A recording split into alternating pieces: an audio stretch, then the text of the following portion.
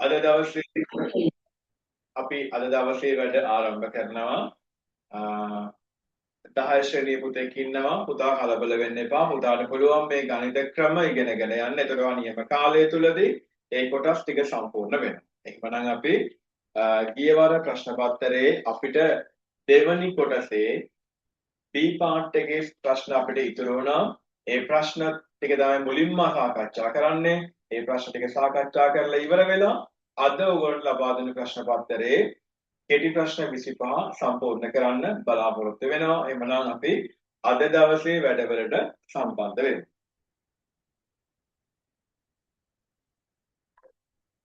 හරි. ළමයි බලන්න. අපි කරගෙන හිටියේ දකුණු පළාත් 2020 පේපර් එක 11 ශ්‍රේණියේ ඒකේ දෙවෙනි පත්‍රයේ B කොටසේ පළවෙනි ගානේ කියන්නේ දෙවෙනි පත්‍රයේ 7 වෙනි ගාන අපිට කරන්න තියෙන්නේ.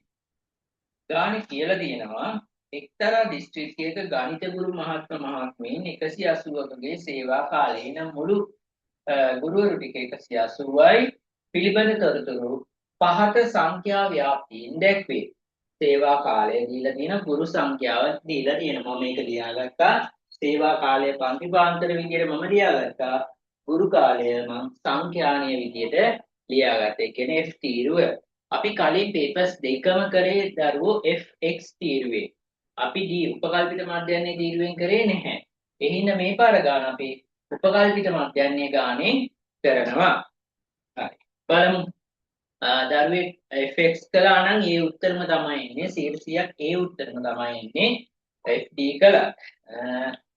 බලමු අපි. මේක කියලා දෙනවා සංඛ්‍යාත ව්‍යාප්තියේ මාත පන්තිය කියන්නේ වැඩිම වාර ගානක් යෙදී තියෙන පන්තිය.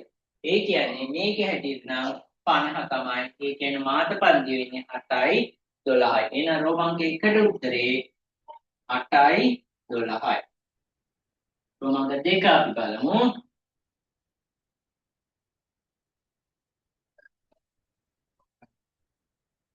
මාතපන්තිය මධ්‍යගයේ උපකල්පිත මධ්‍යයන්‍ය ලෙසගෙන එහි අන්ක්‍රමයකින් හෝ ගුරුවරුන්ගේ මධ්‍යයන්‍ය සේවා කාලය ගණනය කරන්නලු.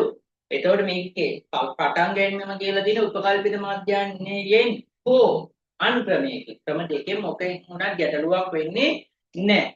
නමුත් අපි පේපර්ස් දෙක මම කලින් කිව්වා වගේ පේපර්ස් දෙකම අපි කරේ fx දෙහින්න මම මේ පාර fd ක්‍රමයෙන් ගන්නවා. මාතපන්ති උපකල්පිත මධ්‍යයන්‍ය විදිහට ගන්නලු. මෙන්න මෙයා උපකල්පිත මධ්‍යයන්නේ විදිහට අරගෙන හදන්නලු. එහෙනම් අපි ටක් ගාලා x තීරුව හදාගමු ටක් ගාලා. x තීරුව කියන්නේ දරුවෝ මධ්‍යගය. මෙයා x තීරුව.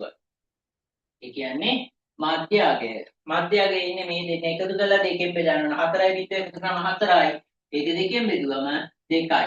8යි 4යි එකතු කරාම 12යි. දෙකෙන් බෙදුවම 6යි.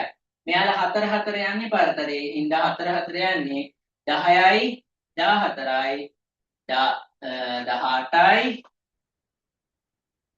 22යි විදියට යන්නේ. හරි. ඊගාවට D තීරුව හදන්නේ මෙයානේ උපකල්පිත මධ්‍යයන්නේ විදියට අරන් තියෙන්නේ. මෙයාගෙන් මේ උඩය අඩු වෙන්න ඕන. උඩයගෙන් මෙයා අඩු වෙන්න ඕන. යටයගෙන් මෙයා අඩු වෙන්න ඕන. කොහොමද අපි කරන්නේ? බලමු.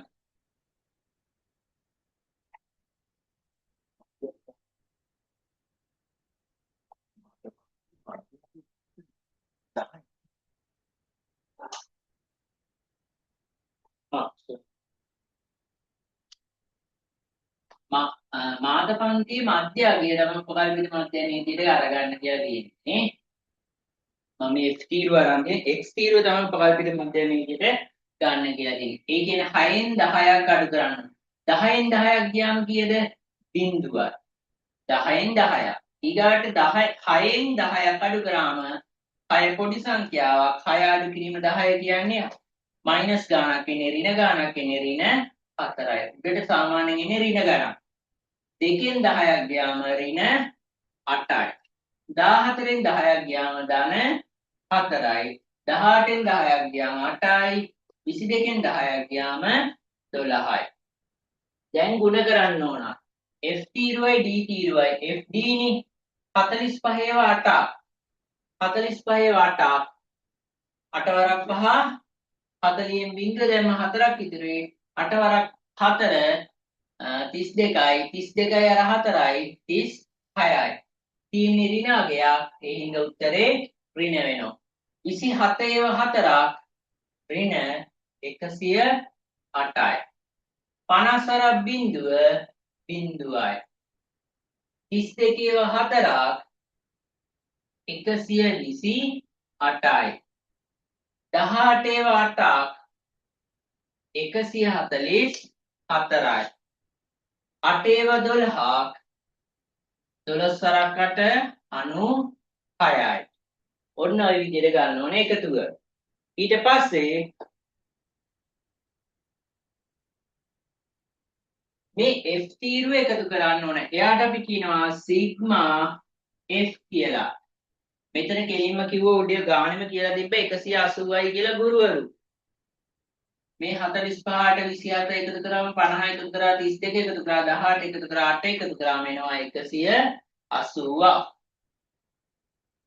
ඊගාට මෙයාගේ ධන සංඛ්‍යා ටිකට අග්ගාල එකතු කරලා ගමු අපි 8යි 4යි 12යි 12යි 6යි 18න් 8 දැම්ම එකක් ඉතුරුයි 9යි මේ 1යි 10යි 14යි 2යි 16න් 6 දැම්ම එකක් ඉතුරුයි 1යි 1යි 2යි 1යි 3යි ධනාගයන් 368යි ඍණාගයන් ටික බලමු 0.8යි 8යි 6යි 0.6යි 3යි 1යි 4යි ඍණ සංඛ්‍යාව වැඩි එහෙනම් මම ඍණ සංඛ්‍යාව මෙහෙට ගන්නම්කෝ 468න් අඩු කරන්න ඕන 368ක් අර ඍණ සංඛ්‍යාව මම ඔයාලට අඩු කරන්න ලේසි වෙන්නේ මෙහෙම ලියාගත්තේ මේක වැරදි ලේසියට මම මේ ලියාගත්තේ 8න් 8ක් ගියාම 0යි 6න් 6ක් ගියාම 0යි 4න් 3ක් ගියාම 1යි උත්තරේ එන්නේ ඍණයි ඍණ සංඛ්‍යාවනේ වැඩි මෙයාට තමයි ඍණ ආවේ මෙයාට තමයි ධනාගයන් තිබෙන්නේ ඕක තමයි හරි ක්‍රමය එතන ඍණාගය වැඩි 468න් 368ක් අඩු කරාම 100යි හරියටම එන්නේ මෙයාට අපි කියනවා සිග්මා f d සමානයි 100යි ඔන්න අපි වගුව හැදුවා මුලින්ම කියලා තියෙන්නේ මධ්‍යන්නේ කාලය සොයන්නලු අන්න කාලය මධ්‍යන්නේ හොයන්න වෙනවා අපි රෝමාංක 2 කොහොමද හදන්නේ අපි දන්න සූත්‍රයක් රෝමාංක 2 සිග්මා f d බෙදීම සිග්මා f මධ්‍යන්නේ සමානයි සිග්මා f d මේකට එකතු කරන්න ඕන a මධ්‍යන්නේ සමානයි a ධන a කියන්නේ දරුවෝ ඇසියුම් කියන එක a ධන සිග්මා f d බෙදීම සිග්මා f a කියන්නේ උපකල්පිත මධ්‍යන්නේ අපි ගන්න ඕන 10 අපි උපකල්පනය කිරීමේ අතුපෑණෙන් කොටු කරලා තියෙන්නේ 10 එයාට එකතු කරන්න ඕන සිග්මා f d අපි හොයාගත්ත 100යි කියලා සිග්මා f හොයාගත්ත අපි 180යි කියලා එහෙනම් 100 180ෙන් බෙදලා එන උත්තරේට 10ක් එකතු කරන්න ඕන 100 180ෙන් බෙදෙන්නේ නැහැ දරුවෝ බිඳුවේ දශම ගාණක් එන්නේ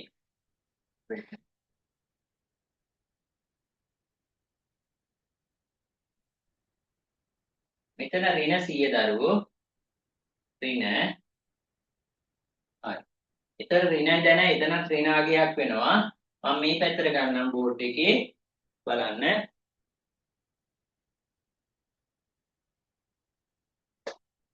ඒතර A 10 ධන sorry ධනයි ඍණයි මම ඍණාගයක් විදිහටම ගන්නම් ඍණ 100 බෙදීම 180 180 බිඳුවට බිඳුව ගැපුණා 10 18න් බෙදුවම දරුවෝ ඔයාලා දන්නවා මේක දශම කරන්න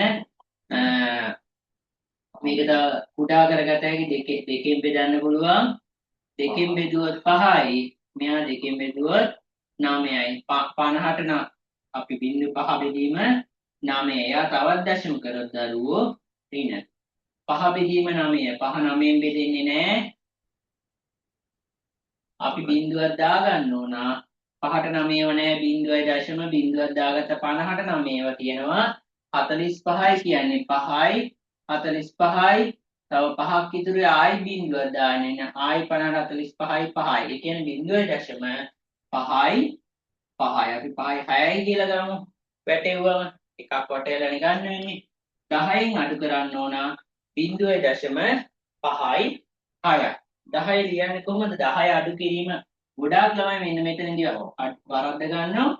මෙන්න මෙහෙම අඩු කරන එක වැරදි දරුවෝ. මෙයා 0.නේ. ඒතර මේ දශම ස්ථාන දෙකක් අපි තියා ගන්න ඕනේ. 0.5යි 6 අඩු කිරීම. 10න් 6ක් ගියාම 4යි. මෙතන 9යි. එහා පැත්තෙන් ඉල්ලිල්ල ආවා. 9න් 5ක් ගියාම 4යි. මෙතන 9යි. 9යි. එහෙනම් උත්තරේ 9.4යි 4යි. මේක කියලා දිනවද බලන්න. ආසන්න දශම ස්ථානයට හරි මොනවා හරි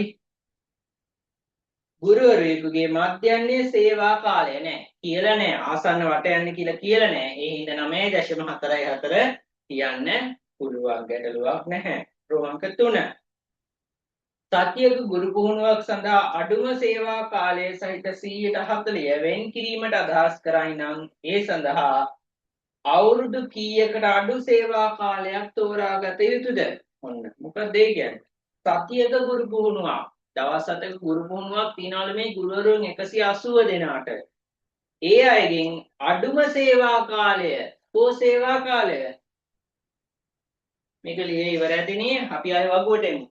මේ තියෙන්නේ සේවා කාලය දරුවෝ. ඔයාලගේ වගුවේ මේ පන්තිපාන්තරයේ කියලා මෙතන ළමෙක් සේවා කාලය කියලා ලිව්වට ගැටලුවක් නැහැ. සේවා කාලය අඩුම සේවා කාලය කියන්නේ මෙන්න මේ ටික.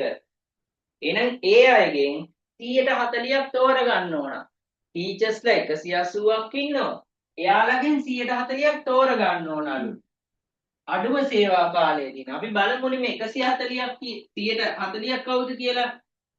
ඔක්කොම ටීචර්ස්ලා 180ක් ඉන්නවා. එයාගෙන් 140ක් බිංදුවට බිංදුව කැපෙනවා. බිංදුවට බිංදුව කැපෙනවා. 4 වරක් 18 4 වරක් 8 32න් 2 දැම්ම 3ක් ඉතුරුයි. 4 වරක් 1 4යි 3යි 7යි. ටීචර්ස්ලා 72ක් ඉන්න දැන බලන්න ඕන. ටීචර්ස්ලා 72ක්. ඔයාලගේ වගුවේ ගුරුවරුන් කියලා ගත්තේ කවුද? මෙන්න මේ පේළිය තමයි ගුරුවරුන් කියලා ගත්තේ. එහෙනම් එතනින් 72ක් හොයා ගන්න ඕන. අඩුම සේවා කාලෙනේ වැඩිම වුණා නම් මේ ටිකෙන් ඉඳලා යන්න ඕන දරුවෝ. අඩුම සේවා කාලේ ඉන්නේ මෙහෙ. එහෙනම් මුලින්ම 45 ගමු. ඔන්න 45 ගත්ත. 72ක් හදන්න ඕන. ඊට පස්සේ 27 ගමු. මේ දෙන්න එකතු කරලා බලමු. 5යි 5යි 10යි 11යි 12යි 2 දැන් එකක් විතර 4යි 5යි 6යි 1යි 7යි. අන්න 72 එතනම ඉන්නවා. එහෙනම් මෙන්න මේ දෙන්න තමයි උත්තරේ විදියට එන්න ඕන. හැබැයි අපෙන් අහන්නේ මොකද්ද ප්‍රශ්නේ? අඩුම සේවා කාලය හොයන්න කියන්නේ. ටීචර්ස්ලා ගාන නෙමෙයි හොයන්න කියන්නේ. ගාන 72යි. මේ 72 එන්නේ කොතනින්ද? සේවා කාලය කියන්නේ මෙන්න මේ පේළිය. ඒ කියන්නේ 8යි. 0.8යි අතර සේවා කාලේ ඉන්න ගුරුවරු තමයි මේ පුහුණුවට යොදවන්න ඕන. අහන්නේ මොකද්ද? අවුරුදු කීයට අඩුද? එහෙනම් කීයට අඩුද? 8කට වඩා අඩු අය. එම නිසා අවුරුදු 8කට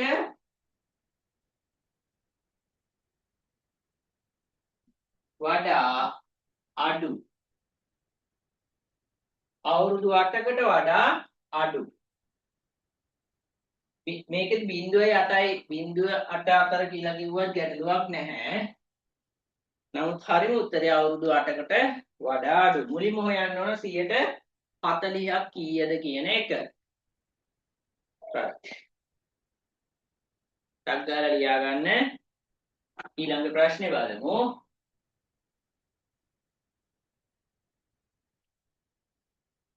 ප්‍රශ්නේ තේරෙන්නේ නැත්නම් දරුවෝ ආයි අපිට මැසේජ් එකක් දාන්න ආයි කියලා දෙනවා. පස්සේ හරි.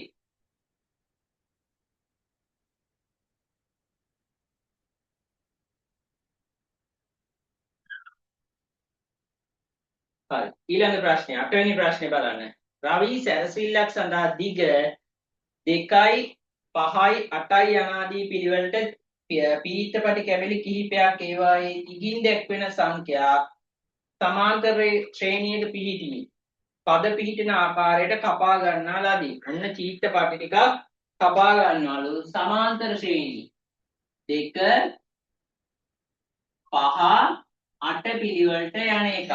එහෙනම් මෙයාගේ A කීයද? ඒ කියන්නේ පළමු පදය 2යි. D කීයද? D කියන්නේ පොදු අනුපාතය. පසුපදයෙන් අඩු කරන්න ඕන පෙර පදය. පසුපදයේ 5යි, පෙර පදයේ 2යි. 5න් 2ක් ගියාම 3යි. එහෙනම් A 2යි D 3යි. අපි බලමු අහන ප්‍රශ්නය. ඔහු කැපූ දිගම පීත්තපටි කෑබැල්ලේ දිග 56ක්ලු. අන්න අවසාන පටිය 56ක්ලු දිග සෙන්ටිමීටර්. කපන ලද පීත්තපටි කැබලි ගණන සොයන්න. ඒ කියන්නේ කාව හොයන්න කියලාද? TN හොයන්න කියලා කියන්නේ ගණන. පද ගණන කියන්නේ TN හොයන්න කියන එක. මේ පේළියේ අන්තිම එක 56. මේ ඔක්කොම දීලා තියෙන සෙන්ටිමීටර දරුවෝ. හරි. TN සමානයි A ධන n ඍණ එක වාරයක් D. අවසාන T n පදේ අපි දන්නවා 56යි කියලා. A අපි හොයාගත්තා 2යි කියලා. n තමයි අපි දන්නේ නැත්තේ. D අපි හොයාගත්තා 3යි කියලා. 56 ධන දෙක මෙහෙට එද්දී ඍණ දෙකක් වෙනවා. එයා වයින් කරගෙන මං ඉන්නම් 3 අරක්ෙන් 3යි n 3 අරක් එක 3යි.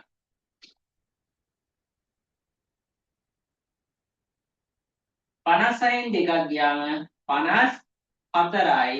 මේ ඍණ 3 මෙහෙට එද්දී ධන 3ක් වෙනවා 3යි n. මේ දරුවෝ ටක් ගාලා කරන්නේ ඔයාලට දැන් මේව පුළුවන් හින්දා 54යි 3යි 57යි 3යි n. බෙදන්න ඕන 3ෙන් 3ට 3 කැපුණා n ඉතුරු වෙනවා 55ට 3 ඒවා 1යි 2ක් ඉතුරුයි 24ට 3 ඒවා 9යි. එහෙනම් අවසාන පදය කීයද?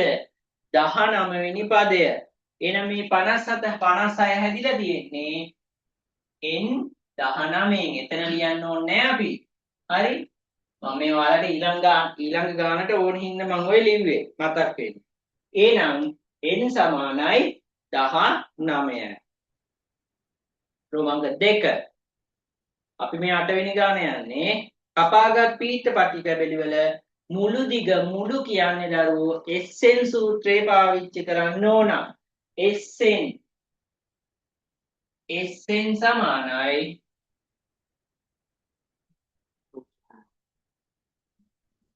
SN සමානයි A ධන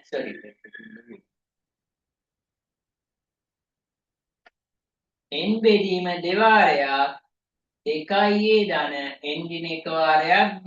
ඔන්න ඔය සූත්‍රේනේ දරුවෝ. නමුත් අපි අවසාන පදේ දන්නවනේ. මේකෙම තව සූත්‍රයක් තියෙනවා. SN සමානයි n බෙදීම දෙවාරයක් A ධන L කියලා. සූත්‍ර දෙකෙන් කොහොම ඇදුවත් උත්තරේ එක එනවා.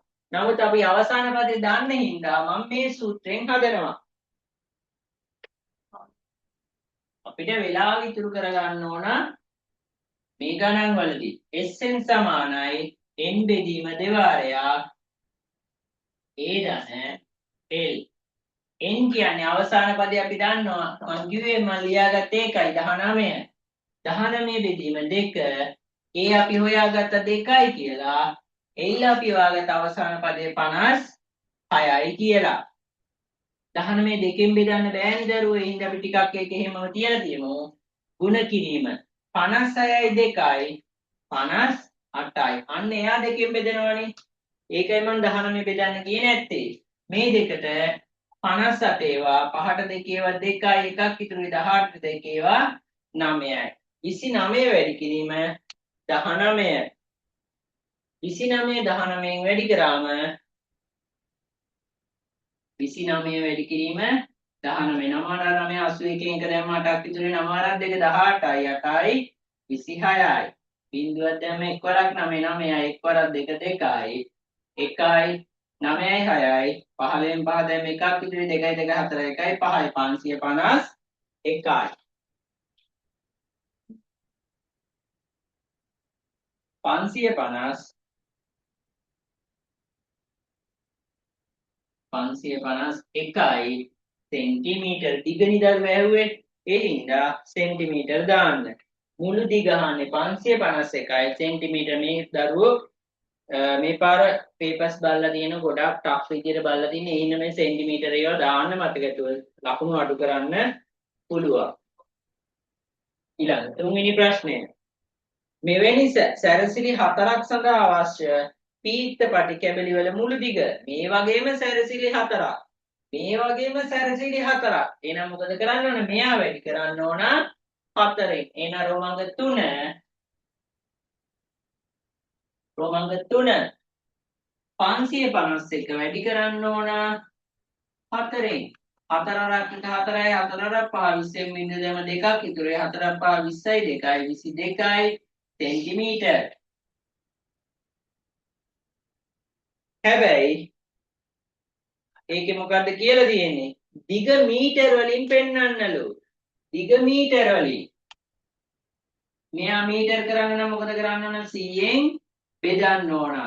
100ෙන් බෙදනවා කියන්නේ දශම ස්ථාන දෙකක් මෙහෙට පයින්න ඕන. 100ෙන් බෙදන්න ඕන. දශම ස්ථාන දෙකක් මෙහෙට පයින්නවා. ඒ කියන්නේ දැන්ට දශම දෙක ඉන්නේ මෙතන 1යි 2යි මෙන්න මෙතන. එහෙනම් 22.04යි මීටර. ළමයෙකුට කෙලින්ම ලියන්න අමාරු නම් ඕක මෙහෙම ලියලා පෙන්නන්න. 2204 බෙදීම 100. 100 බෙදද්දි දරුවෝ 22.04යි මීටර පිළිතුර. ඊළඟ ප්‍රශ්නය. අන්තිම ප්‍රශ්නය. ඔහු පීත්තපටි කැබලි වල දිග 3 6 9 ආකාරයට එක් සැරසිල්ලක් සඳහා කපා ගත්තේ නම් පීත්තපටි කැබලි වල මුළු දිග නිමාණය කරන්නලු. නිමාණය කරන්න. හිතලා කියන්න තියෙන්නේ. හිතලා කියන්න ඕන. කීයද කියලා මුළු දිග. එයා අපේ තියෙන්නේ 2 පහ 8නේ. 2 පහ 8. ඔය විදියට ගියේ. දැන් මෙයා කියනවා 3 6 9 විදියට යන්නලු. 3 6 9 විදියට යන්නලු. කොහොමද මේක හදන්නේ? මෙයාගේ A කීයද? A 2යිනේ. D කීයද? 5න් 2ක් ගියාම 3යි. මෙයාගේ A කීයද? එයාගේ A 3යි. D කීයද? 5න් 3ක් ගියාම 3යි. වෙනස් වෙන්නේ දරුවෝ මෙන්න මේ A විතරයි. 2 3 වෙලා එකක් එකතු වෙලා 5 6 වෙලා එකක් එකතු වෙලා 8 9 වෙලා එකක් එකතු වෙලා එහෙනම් අපේ මුළු දිගනි දරුවෝ අහන්නේ මේ පීත්ත පටි කැබලි වල ඉස්සෙල්ලා රෝමංග දෙකේ අපි මුළු දිග හොයාගත්ත දරුවෝ 551යි කියලා. එහෙනම් ඔක්කොම පටි තියෙනවනේ දරුවෝ 19ක්. එක එක එකතු වෙනවා නම් මොකද වෙන්න ඕන මේ 551ට? එක එක 19 පාරක් එකතු වෙන්න ඕන. ඒ කියන්නේ 551ට තව 19ක් එකතු වුණා නම් හරි උත්තරේ. එහෙම නැත්නම් දරුවන්ට මේක ලියලා ආයිමත් මේ SN ලියලා හදන්න පුළුවන්. ගැටලුවක් නැහැ. ඒ හැදුවත් ඒ උත්තරෙම එනවා. නමුත් ලේසිම ක්‍රමය රෝමංග 4 මේ 551ට එකතු කරන්න ඕන. අපි තියෙන පීත්ත පටි ගාන 19යි 19ක් එකතු කරන්න ඕන 9යි 1යි 0.1ක් ඉතුරු 1යි 5යි 6යි 1යි 7යි 5යි සෙන්ටිමීටර. ඕක තමයි රෝමංග 4 උත්තරේ. දරුවෙකුට අවශ්‍ය නම් මේක SN දාගෙන හදාගන්න පුළුවන්. ගැටලුවක් නැහැ. හරි. එන්න ප්‍රශ්නාංක 9ට.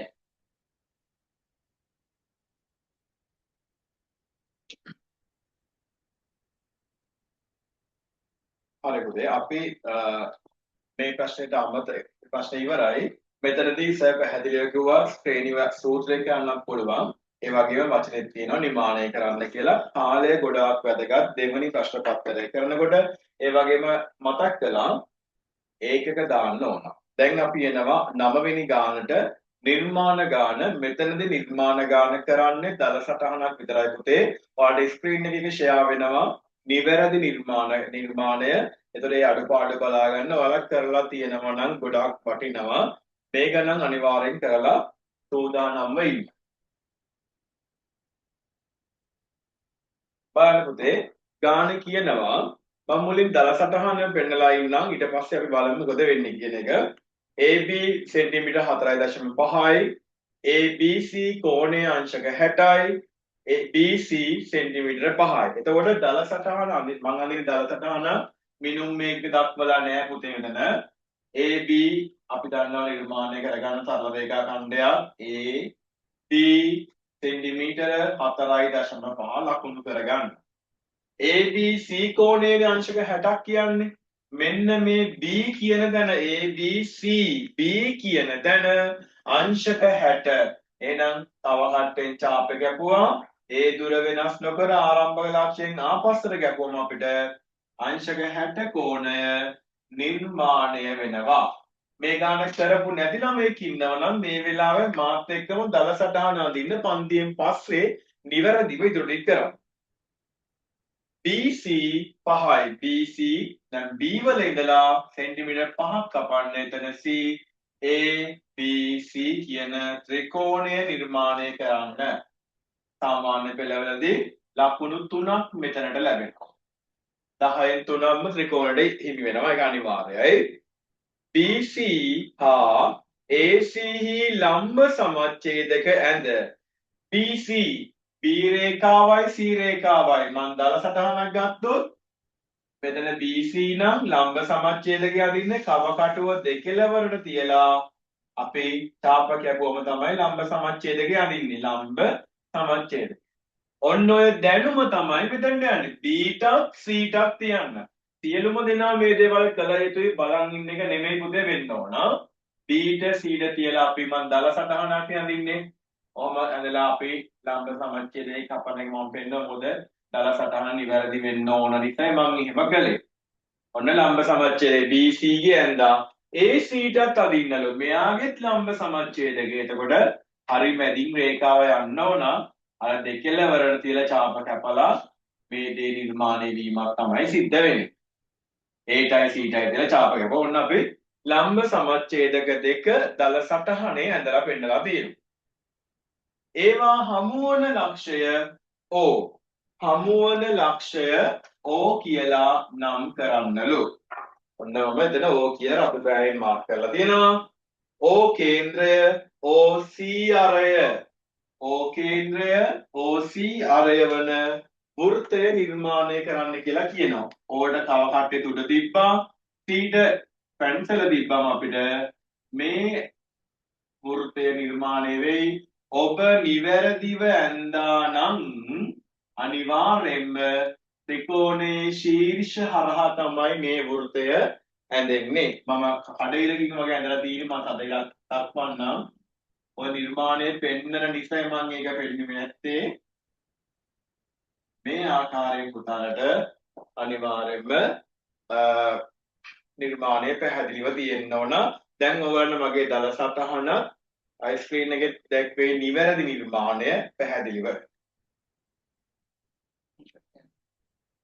ඔයාලට පුළුවන් ඕකේ නිර්මාණය පැහැදිලි නිර්මාණය ස්ක්‍රීන්ෂොට් එකක් ගන්න ඇති වුණොත් අපහසුතාවයක් තිබ්බොත් කියන්න අපි ඉවර වෙලා ගෲප් එකට දාන්නම්. ඔයාලට ඒ අවශ්‍ය අයට දාන්නම්. හරි. එහෙනම් නිර්මාණයත් පැහැදිලිව දල සටහන නිවැරදි නිර්මාණයක් ඔයගොල්ලන්ට දැන් ස්ක්‍රීන් තිරයේ දිස් වෙනවා මේ වෙනකොට. වෘත්තයේ අරය මැන ලියන්නලු. උතර ඔයගොල්ලෝ දන්නවා ඔයාලා වෘත්තයේ ඇඳනම් ඇඳපු කෙනෙක් ඉන්නනම් අපි කැමති උත්තරේ එවරනම් බලන්න අරය කීයද කියන එක. වෘත්තයේ අරය මැනපු දරුවෙක් ඉන්නවා නම් සහ අපිට කලින් මේ දේ කරපු කෙනෙක් ඉන්නවා නම් අරය කීයද කියන එක අපිට සලකුණු කරගන්න පුළුවන්ද? කව හරි කරපු කෙනෙක් ඉන්නවද?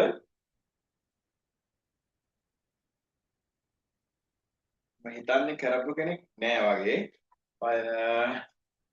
සංකලනයේ නිර්මාණ ගන්න කරන්න පුළුවන් වුණාද? පුතාට තමයි විභාගයේ ආසන්නයෙන්ම තියෙන්නේ. යහන්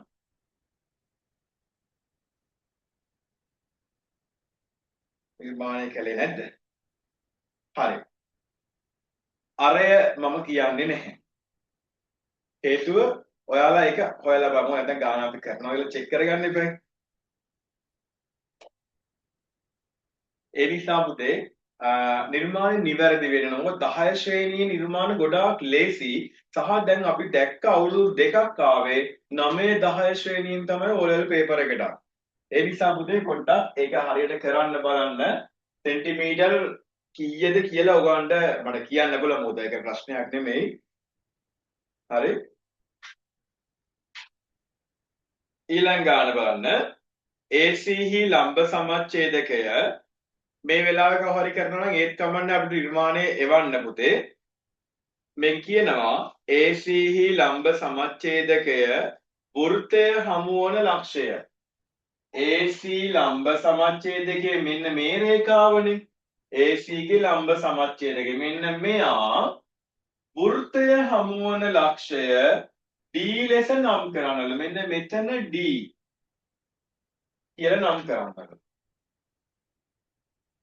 නම් කර AD හා DC යා කර AD යා කරන්නලු පුතාලාගේ නිවර්ණ නිර්මාණ තියෙනවා මම අදින දල සටහනක් තියෙනවා AD DC යා කරන්න හරි AD හා DC යා කරාම මම කවුරුත් උත්තරේ එව්වේ නැහැ මම අන්තිමට ගාන කියන්නම් අරය AC ලම්බ සමච්ඡේදකයේ වෘත්තය හමුවන ලක්ෂය D ලෙස නම් කර AD හා DC යා කර ADC කෝණය අගය අහනවා ADC ඕවන්ට මේ ඉදිරියේදී මේ පාඩම කෙලින්ම කියන්න පුළුවන් දැන් පුතේ ඔයගොල්ලෝ මේක ඇඳනම් මම හිතන්නේ ඇඳ නැතුව ඇතිනේ මේ අගය පුතාලට ලැබෙනවා අංශක 120ක් කියලා රෝම ඉලක්කම් 5 මෙතනදී පුතාලට ධන 1ක් ධන 2ක් වැඩි අඩු වුණාම ලකුණු ලැබෙනවා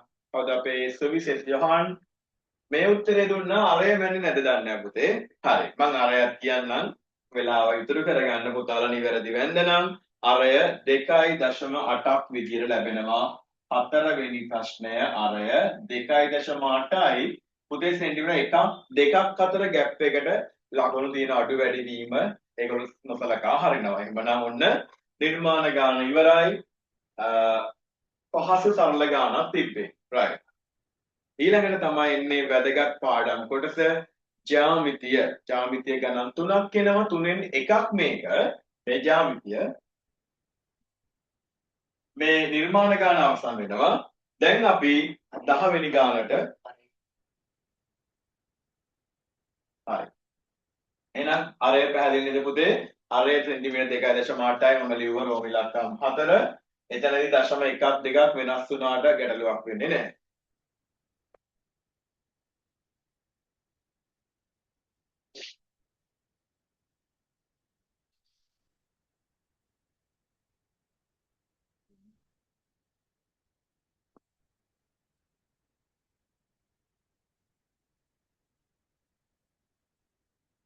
හරි දැන් එනවා 10 වෙනි ගාන මම 10 වෙනි ගානේ දල රූපය අඳින්නම්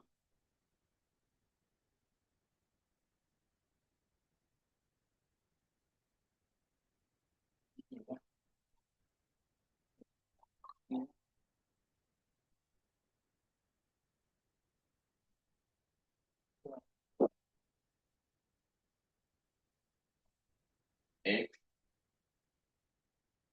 P Q P R S Q මම ඇතුළත කෝණ දෙක වෙන පාටකින් ලකුණු කරනවා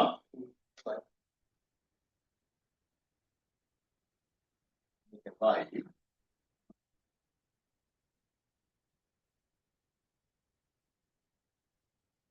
මෙතන u හරි බලමු රූප සටහන එච්චරයි පුතේ තියෙන්නේ ගාන කියනවා PQSR ජයයන් දික් කළ විට TED හමුවේ QT සමානයි TR මෙන්න මේ QT කොටසත් TR කොටසත් සමානයි කියලා කියනවා X වලින් අගයන් නිරූපණය කරලා තියෙන පුතේ PRS අගය අහනවා PQS මෙන්න මෙයා PQS බැලූ බැල්මට පේනවා ඕන කෙනෙක්ට පැහැදිලි එකම ඛණ්ඩයේ කෝණ එහෙමනම් රෝම ඉලක්කම් 1 PQS අංශ අගය xම තමයි හේතුව ලියන්න ඕන එකම ඛණ්ඩයේ කෝණ මේක එකම ඛණ්ඩයේ කෝණේ පමණයි පුතාලා මේ ඉතනදී Z අකුරක් කියලා Z අකුරක් කොහොමද දෙන්නේ නැහැ පුතේ එහෙමනම් මෙතනට එන්න බෑ හරි Z අකුරක් පුතාලා ගත්තා නම් මෙතන වෙන්න ඕන ඒක කොහොමත් අදාළ නැහැ සමාන්තර රේඛා දෙකක් නැති තැන ඒකාන්තර අනුරූප මිත්‍ර කෝණ ගැන කතා කරන්න බෑ. ඔන්න ඔය ගොඩාක් අය කරන වැරද්දක්. ඒක හොඳයි මේ වෙලාවේ මතුවෙච්ච එක. හරි. එහෙනම් වෘත්තයේ එකම ඛණ්ඩයේ කෝණ සමාන වේ කියන ක්‍රමය තමයි දැන් අදාළ වෙන්නේ. ප්‍රශ්න අංක 2. PRT ත්‍රිකෝණයත් SQT ත්‍රිකෝණයත් අංග සම කරන්නලු. පුතේ PRT මෙන්න මෙහෙම PRT ත්‍රිකෝණය තියෙනවා. ඒ වගේම SQT ත්‍රිකෝණය මේ විදිහට මම ත්‍රිකෝණ දෙක වෙන් කරා. ඔන්න වෙන් කිරීම ගොඩාක් වටිනා පුතේ අංග සම කරන්න.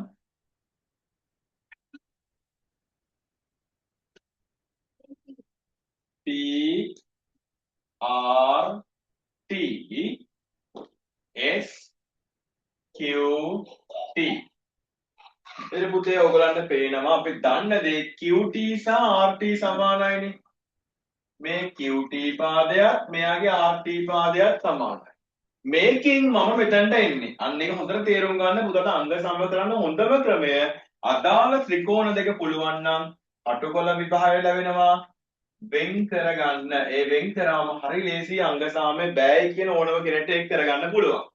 ඊළඟට බලන්න පුතේ මේ රූපය තුල මම මේ දෙන්න එකම ඛණ්ඩයේ කෝණ කිව්වනම් මේ දෙන්නත් එකම ඛණ්ඩයේ කෝණ. ඒ කියන්නේ P කියන තැන කෝණයයි S කියන තැන කෝණයයි අනිවාර්යෙන්ම සමානයි. මම තිතක් දාගන්නම්. දැනට මුකුත් ලකුණු දාගන්නේ P මෙයාගේ S.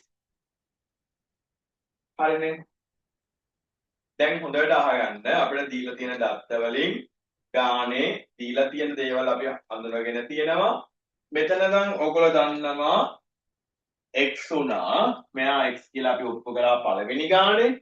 එතකොට බලන්න මෙයා x නම් අනිත් පැත්තේ මෙයා සරල රේඛාවක් මත පිළිබද්ධ කෝණනේ. මේ කෝණයෙන් ලැබෙන වටිනාකමයි මේ කෝණයෙන් ලැබෙන වටිනාකමයි සමානයි.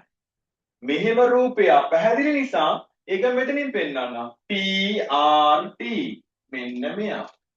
අරයාගේ SQT මෙන්න මෙයා. දැන් බලන්නකො කොච්චර පහසුද අංග සම කරන්න. ත්‍රිකෝණ දෙක ගලවලා අයින් කරගෙන කියන දේවල් ලකුණු කරා. කෝණ දෙක පාදය කියන අවස්ථාව පැහැදිලිව තියෙනවා. අංග සාම්‍ය පහතුම ඔන්න ඔය විදිහට පුතේ අවශ්‍ය රූප දෙක වෙන් කරගන්න මම මෙතන ලියන්නම්. PRT QST ත්‍රිකෝණ වල TR සමානයි QT හේතුව දත්තය. මම දයන්න විතරයි ලියුවේ. දත්තය. ඒ වගේම පුතේ තිත් දෙකෙන් ඉන්න කෝණ දෙක TPR සමානයි QST එකම ඛණ්ඩයේ කෝණ. ඉස්සෙල්ලා කියපු හේතුව. එතන මෙතනදී පුතේ අපිට මේ දෙන්න සමාන වුණා. ඒ උනේ මේ අතුපෑනෙන් ඉන්නවා PRT කෝණය සමානයි SQT. එතනට හේතුව ලියන්න පුළුවන් සරල රේඛාව මත පිහිටි බද්ධ කෝණ. ඒ නිසා අපි ගත්තේ මේ අගයයි මේ අගයයි සමාන. එහෙනම් අපි අතර මං කෙටියෙන් කියලා සා රේ මා පි බා කෝ සරල රේඛාවක් මත පිහිටි බද්ධ කෝණ කියලා අපි ලියුවා නම් හොඳටම ඇති. ඉතින් පුතේ එහෙනම් කෝණ දෙකයි පාදයයි කියන අවස්ථාවෙන් ත්‍රිකෝණ දෙක අංග සම වෙනවා. අපිට ලියන්න පුළුවන් එම නිසා PRT ත්‍රිකෝණය අංග සම ඉරිතුන තියෙන්න ඕන. QST ත්‍රිකෝණය හේතුව මොකද්ද?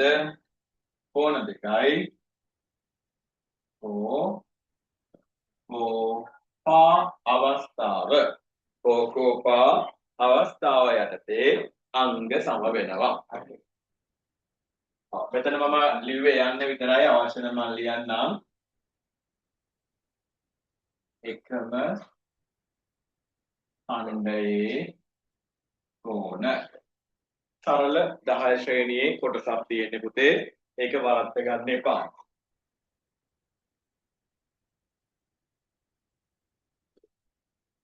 හරි. එහෙමනම් තව එක ප්‍රශ්නයක් තියෙනවා ඒකෙදි. ඒ තමයි පුතේ P PR සමානයි RT. ගාන හොඳට කියවුවොත්.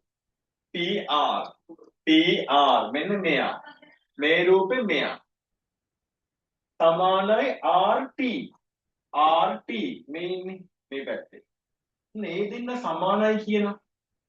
මේ රූපෙට මෙයා නිලිර දෙකෙන් ඉන්නේ මම නිල් පාටේම ලකුණු කරගන්නම් අපේ ප්‍රධාන රූපයම මම හිතනවා පුතාලා අංග සම කරලා ඉවරයි කියලා මම ඒ ලියලා තියෙන කොටස් ටික මකනවා. හරි. බලමු පුතේ.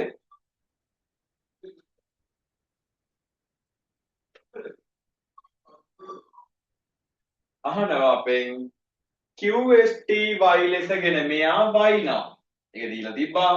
y ලෙසගෙන PQS අගය PQ මෙන්න මෙතන අගය ඉස්සෙල්ලා x කියලා කිව්වා.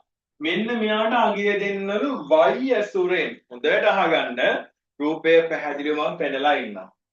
මෙයා y නම් පුතාලා දන්නවා මෙතන y.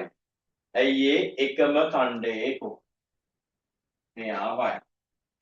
දැන් ඉංගියක් දුන්නා මේ පාදේ සමානයි.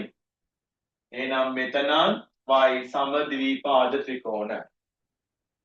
දැන් පුතේ මම මේ SQT ත්‍රිකෝණය ඇන්දොත්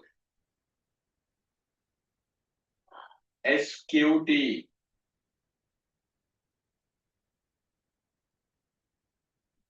TS ත්‍රිකෝණය ඇන්දොත් මෙතන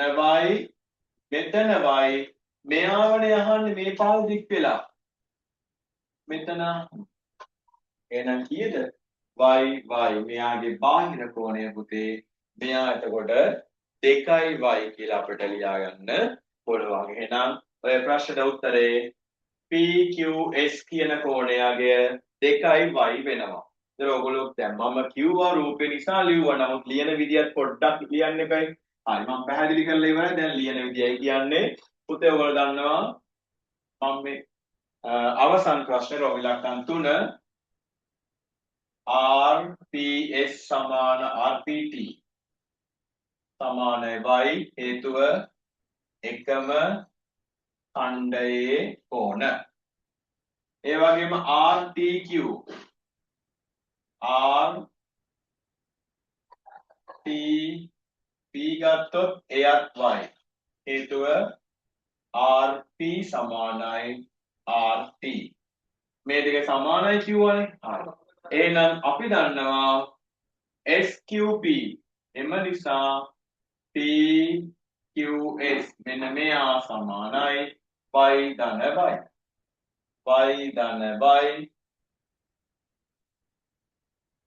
දෙකයි y හේතු වලින් වූ ත්‍රිකෝණයේ කෙටිලියෝ මැදි බාහිර කෝණය දරුවා අවබෝධයෙන් ඉන්නවද කියලායි බලන්න දැනුම ගැන. ඔන්න එහෙමනම් සරල ජ්‍යාමිතිය ගානක් තිබ්බේ වෘත්තයේ එකම ඛණ්ඩයේ කෝණ ප්‍රමේය තිබ්බා. ත්‍රිකෝණ අංග සාම්‍යයක් තිබ්බා. ත්‍රිකෝණයේ බාහිර කෝණ ප්‍රමේය තිබුණා. right. ඊළඟට එනවා පුතේ අපි ඊළඟ ගානක් ජ්‍යාමිතිය ගාන. ඒ ජ්‍යාමිතිය ගාන තියෙන්නේ චතුරස්‍රයක් දීලා තියෙනවා. අපි ඒ අනුව බලමු මොකද්ද කියන දත්ත ටික කියන දේ. එහෙනම් ගාන පැහැදිලි කරගන්න මේ රූප ඔයාලා අනිවාර්යයෙන්ම කටු පොලේ අඳින රූපය ටිකක් විශාල රූපයක් ඇඳගත්තාම ජ්‍යාමිතිය හරි පහසුවෙන් කරන්න පුළුවන්.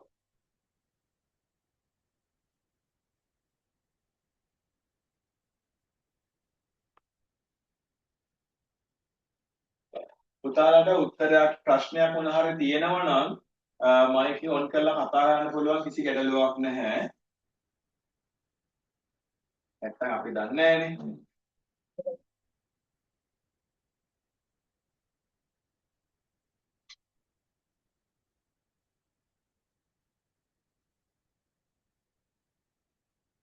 මේ ආකාරයෙන් පුතේ රූප සටහන ලකුණු කරලා තියෙනවා. පොඩි ඇදයක් තියෙන ගැටලුවක් නැහැ. බලමු. පළවෙනි ප්‍රශ්නේ.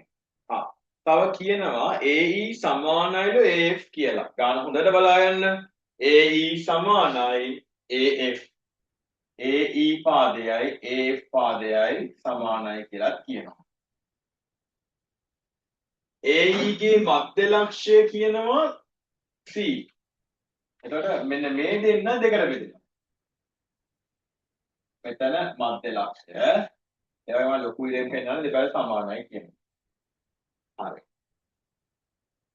ACG ත්‍රිකෝණයක් GDF ත්‍රිකෝණයක් අංග සම බව පෙන්වන්නලු. ACG මෙන්න මෙතන G කියනවා.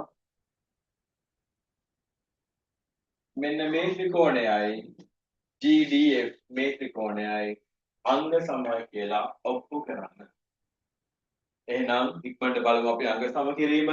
පුතේ ඔයගොල්ලෝ පැහැදිලිව ඉන්නවා මෙන්න මේ කෝණේ මේ කෝණයට සමානයි. මම ලියද්දිව කියලා දෙන්නම් ඇයි කියලා. ආයේ මෙන්න සමාන්තර රේඛා ඉන්න නිසා z හැඩයක් තියෙනවා. මෙයා සමානයි මෙයා. කෝණ වලින් එන්නේ නෑනේ. කෝණ දෙකක් කරන දැන් පාදයක් හොයාගන්නවා. හරි. දැන් බලමු පාදය කවුද කියන එක. පුතේ මේ බලන්න මේ කියන පල්ලෙහා චතුරාස්‍රය සමාන්තර ආශ්‍රයක් වෙනවා. ගාන කියලා නැහැ. ඇයි මෙයා සමාන්තර ආශ්‍රයක් වෙන්නේ? සම්මුඛ පාද සමාන්තරව ඉන්නවා. එහෙනම් අනිවාර්යෙන් මෙයා සමාන්තර ආශ්‍රයක්. එහෙනම් මේ පාදය මේ පාදයට සමානයි. මෙයා මෙතෙන්ට සමානයි. ඔන්න එහෙනම් අපිට අවශ්‍ය දත්ත ටික ලැබිලා තියෙනවා. එහෙනම් අපි ගමු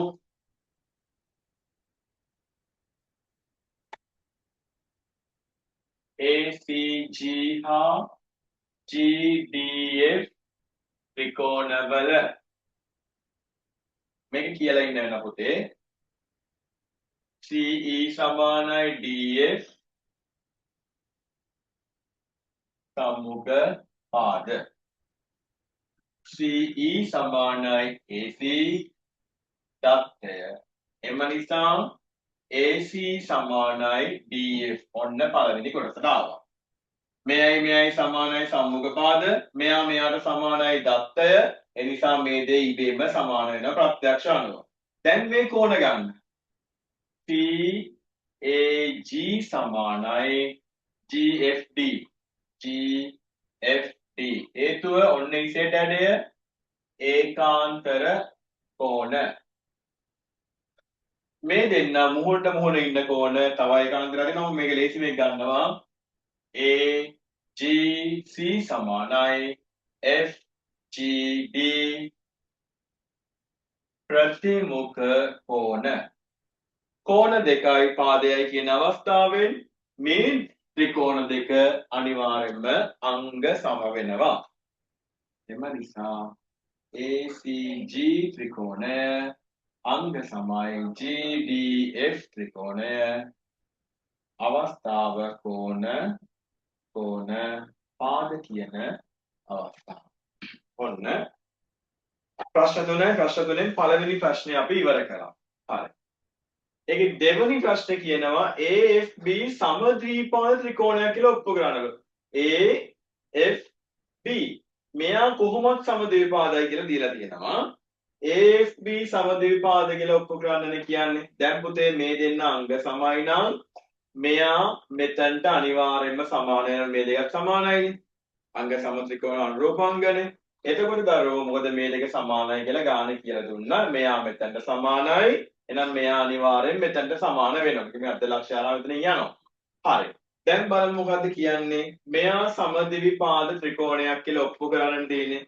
අපි බලමු ලේසිම දේ පාද දෙලින් පෙන්වන්න බැරි නම් සමාන්තර ආශ්‍රයක් තමයි අපිට කරන්න පුළුවන් එක කෝණ දෙකක් සමාන කරගන්න එක.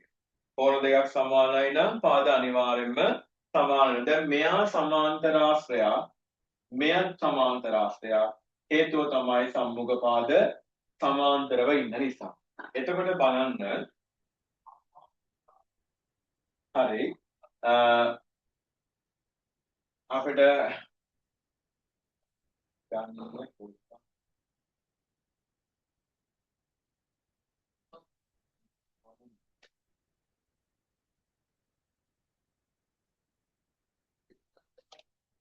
ගානේ හැටියට මොකද අපි ගන්නත් පුළුවන් කෝණ දෙක සමාන කිරීම.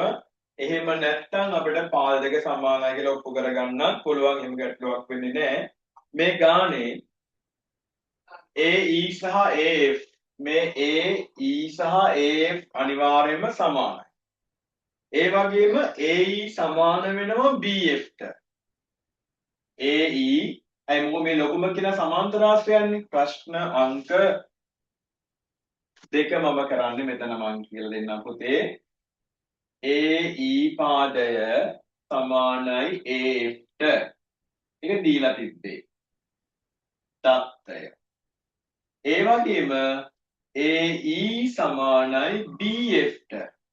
හේතුව සම්මුඛ පාද මොකද සමාන්තර ආශ්‍රයයක්. නොකියුවර සියලු පාද සමාන්තරයි. ඉතින් පාද දෙක දැන් බලන්න එහෙනම් AF සමානයි BF එහෙනම් අපිට කියන්න පුළුවන් AFB සම ද්විපාද ත්‍රිකෝණයක් වේ. එම නිසා AFB සම ද්විපාද ත්‍රිකෝණයකි. රූප සටහන බලන ලියපු දේ තේරුම් නැත්නම් මෙයා මෙයාට සමානයි මෙයා මෙයාට සමානයි එහෙනම් මේ පාද දෙක ඉබේම සමාන වෙනවා. ඊළඟට දරුවෝ බලන්න අපෙන් අහන ප්‍රශ්නය අවසාන ප්‍රශ්නය AEF 60යිලු මම දත්තේ දාගන්න රූපය මෙයා අංශක 60යිලු මෙයා සමද්විපාදයිනේ එහෙනම් මෙයාත් 60යි මෙයා 60යි මෙයා 60යි නම් මෙතනත් 60යි ත්‍රිකෝණයේ සියලුම කෝණනේ හරි අපි දන්න හැමදේම අරගෙන යමු මෙයා 60යි නම් මෙයා 60යි ඒකාන්තර කෝණ මේ දෙන්න සමානයි කියලා මෙතනින් ඔප්පු කරගත්තානේ එහෙනම් මොකද මෙයා සමද්විපාදයිනේ මෙතනත් අනිවාර්යෙන්ම 60යි 60යි ඔන්න මම ඉස්සෙල්ලා රුගාන කියවන්න කලින් මෙයා නිසා සියලු කෝණ ගැන කියලා දුන්නා කොහොමද ලොකු එක්කිනා සමාන්තර ආශ්‍රය මෙයා 60යි මෙයා 60යි සම්මුඛ කෝණ සමානයි මෙයා 60යි මෙයා 60යි සමද්විපාද නිසා එන ඉතුරු කෝණ එක 60 වුණා මේ ඒකාන්තර නිසා මෙතන 60 වුණා දැන් බලමු අහන ප්‍රශ්නය ප්‍රශ්නය අහන්නේ AEF 60යි නම් ABEF චතුරාශ්‍රයට දිය හැකි උච්චතම නම එහෙනම් පුතාලා දන්නවා මෙයා සමාන්තර ආශ්‍රයක් තමයි හැබැයි මෙයා සමපාද ත්‍රිකෝණයක් මෙයයි මෙයයි මෙයයි සම මෙයා මෙතනට සම ආයි මෙයා මෙතනට සම බද්ධ පාද සමානයි සමාන්තර ආශ්‍රයක් වුණාට බද්ධ පාද සමානයි පේනව නේද එහෙනම් අපිට කියන්න පුළුවන් මෙයාගේ කෝණ සමාන AE AF ඔක්කොම සමාන නිසා පුතේ බද්ධ පාද සමාන බැවින් මෙයා රොම්බසයක් වේ. බද්ධ පාද සමාන බැවින් රොම්බසයක් වේ. එතන මෙන්න මේ මම ලියපු කෝණ ගැන පුතේ ඔයගොල්ලන්ට ලියන්න වෙනවා. නිකන් මේ වචනේ කොහොමද ආව උඩින් ගන්න බෑනේ. එහෙනම් මොකද්ද උනේ පුතේ? අපි ලියන පැහැදිලිව ලියන්න බයි අවශ්‍ය උත්තරේ තමයි පුතා දන්නවා AEF සමානයි AFE ට AEF AFE ට සමානයි ඒක කියලා දීලා තියෙනවා දත්තෙන්ම දුන්නා අපිට හරිද ඒ වගේම AFE 60යි එතකොට EAF මෙතන 60යි 180 130 අඩු කරා 60යි මෙහෙම ලියුමු උතනම ඇති ආයි හේතු අවශ්‍ය නැහැ AE සමානයි EF AE සමානයි EF දැන් මෙයාට 60යි මෙයාට එන මෙයා සමපාද ත්‍රිකෝණයක් වුණා එහෙනම් හොඳට වැදිනේ පුතේ දැන් ආයෙ අර වටයක් කියන්න ඕනේ නැහැ AE පාදයයි EF පාදයයි සමාන වුණා එහෙනම් AB EF සමාන්තරාශ්‍රයේ බද්ධ පාද සමාන බැවින් එය රොම්බසයක් වේ. මේ ත්‍රිකෝණ ගැන විතරක් අපි සාකච්ඡා කළාම හොඳටම ප්‍රමාණවත් නම් අවසන් උත්තරේ කිව්වා මෙයයි මෙයයි සමානයි 60යි. එහෙනම් මෙයත් 60 වුණා. ඒකෙන් ඔප්පු වෙනවා මේ පාදයයි සමානයි. බද්ධ පාද සමාන නිසා මේ ලොකුම කෙනා සමාන්තර ආශ්‍රයක් රොම්බසයක් වෙනවා. එහෙනම් පේපර් එකේ ජ්‍යාමිතිය ගණන් දෙකම තුනම ඉවර කළා. එහෙනම් දැන් අපි එනවා අවසාන ගානට. කුලක ගාන ඉතා ඉක්මනින් බලාගන්න.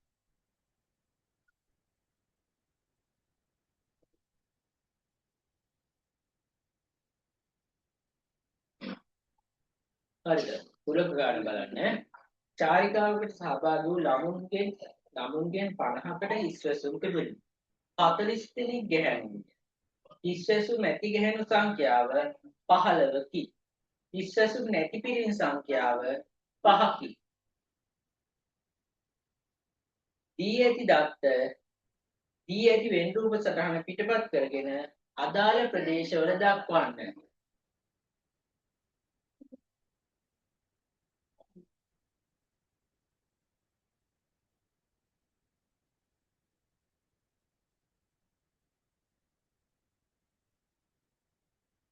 හරි බලන්න වෙන් රූප සටහනක් දීලා තියෙනවා.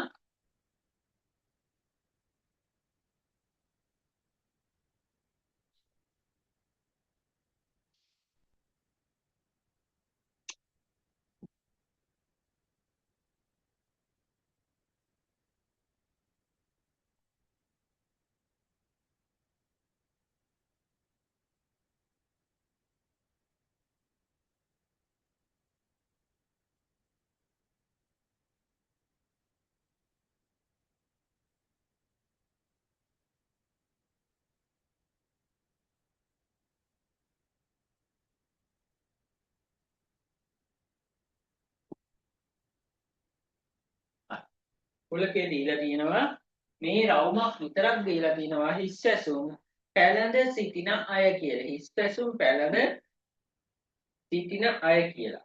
අපි බලමුද චාරිකාවකට සහභාගී වූ ළමුන්ගෙන් 50කට හිස්වැසුම් තියෙනවලු. එහෙනම් මේ හිස්වැසුම් තියෙන අය 50යි. අපි මේ ඉර උඩ දාගමු 50යි. 40 තිබුණි. ඉන් 40 දෙනෙක් ගැහැණුන්ය. එහෙනම් මේ ඉතුරු රවුම අපි ගැහැණු කියලා ගමු. මේක පිරිමි කියලා ගන්නත් පුළුවන් දරුවෝ. පිරිමි කියලා ගත්ත අයට වෙනම මේ එකම උත්තරේ ඉන්නේ. නමුත් හරිම එක තමයි ගැහැණු කියලා ගන්න එක. පිරිමි කියලා ගන්න අයට එන්නේ මෙන්න මේ විදියට.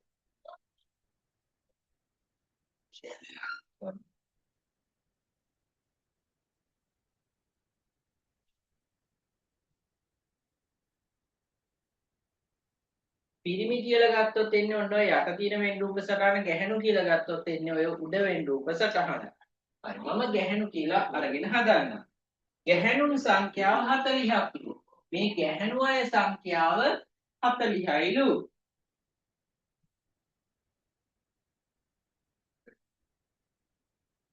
ඊළඟට හිස්වැසුම් ඇති ගැහැණුන් සංඛ්‍යාව 15ක්. හිස්වැසුම් තියෙන ගැහැණු අය. ඒ කියන්නේ මේ රවුමත් අහු වෙන්න ඕන මේ රවුමත් අහු වෙන්න ඕන. එයාලා 15ක්ලු. ඊගාවට හිස්වැසුම් නැති පිරිමි සංඛ්‍යාව.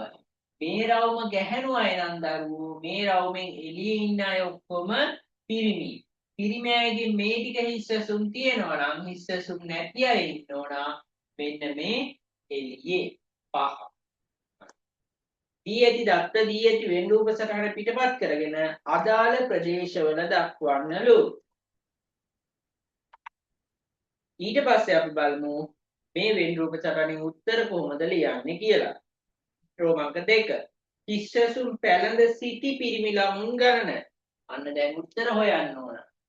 මේ මුළු රවුමම 50යි නම් මෙයා 15යි නම් 50න් 15ක් ගියාම 35යි. මේ රවුම 40යි නම් 40න් මේ කෑල්ල 15යි නම් 40න් 15ක් ගියාම 25යි. මුළු ඔක්කොම සාරවත්‍ර කුලකේ ඕනනම් අපි ඒකත් බලමු. 25යි 15යි 40යි 40යි 35යි 70යි 75යි 75යි මේ 5යි 80යි නම් මුළු සාරවත්‍ර කුලකය 80ක් වෙනවා. ඊගොඩ අපෙන් අහන්නේ රෝමංග 2 හිස්වැසුම් පැලඳ සිටි පිරිමි ළමුන් ගන්න. හිස්වැසුම් පැලඳ සිටි මේ ටික මේ කෑල්ල ගැහැණු ළමයි නම් මේ කෑල්ල තමයි පිරිමි ළමයි නම් රෝමංග 2 35යි. රෝමංග 3 හිස්වැසුම් නැති ගැහැණු ළමයි. මේ රවුම හිස්වැසුම් තියෙන ඒකෙන් මේ 15 ගැහැණු ළමයි ඒකෙන් හිස්වැසුම් තියෙන එන නැති අය තමයි 25. රෝමංග 3 25යි. ප්‍රබංග 4 චාරිකාවට සහභාගී වූ මුළු ළමුන් ගණන අන්න මුළු ළමයි ගණන අපි හෙව්වා මෙයයි එකතුව කීයක් කියලා දාවේ අපිට 80ක් කියලා රෝමක 4 25 ධන 15 ධන 35 ධන 5 සමානයි 80යි.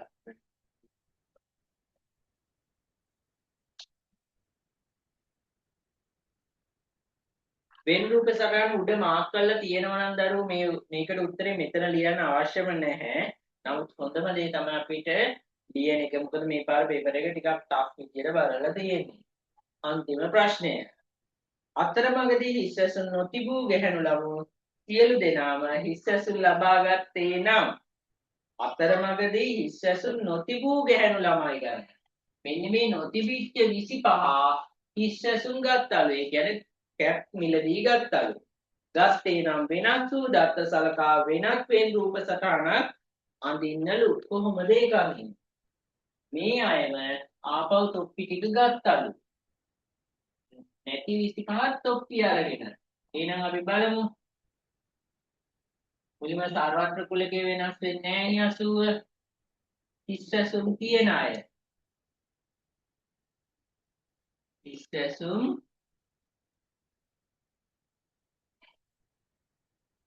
පැලඳ අන්න. දැන් මේ 25 තොප්පි ගත්තනම් ඔක්කොම ගෑල්ලමෙන්ට තොප්පි තියෙනවනේ. එහෙනම් මේ තොප්පි දාගෙන ඉන්න අයගේ ඇතුළට තමයි ගැහැණු ළමයි එන්නේ. එහෙනම් 25යි 15යි 40ම තොප්පි තියෙනවා. එහෙනම් මේ එළියේ ඉන්නේ තොප්පි දාගෙන ඉන්න පිරි ළමයි ටිකේ කියන්නේ මෙන්න මේ 25.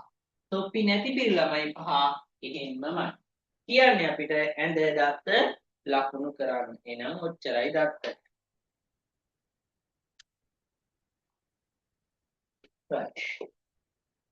අපි මේ පේපර් එක ඉවරයි දරුවෝ.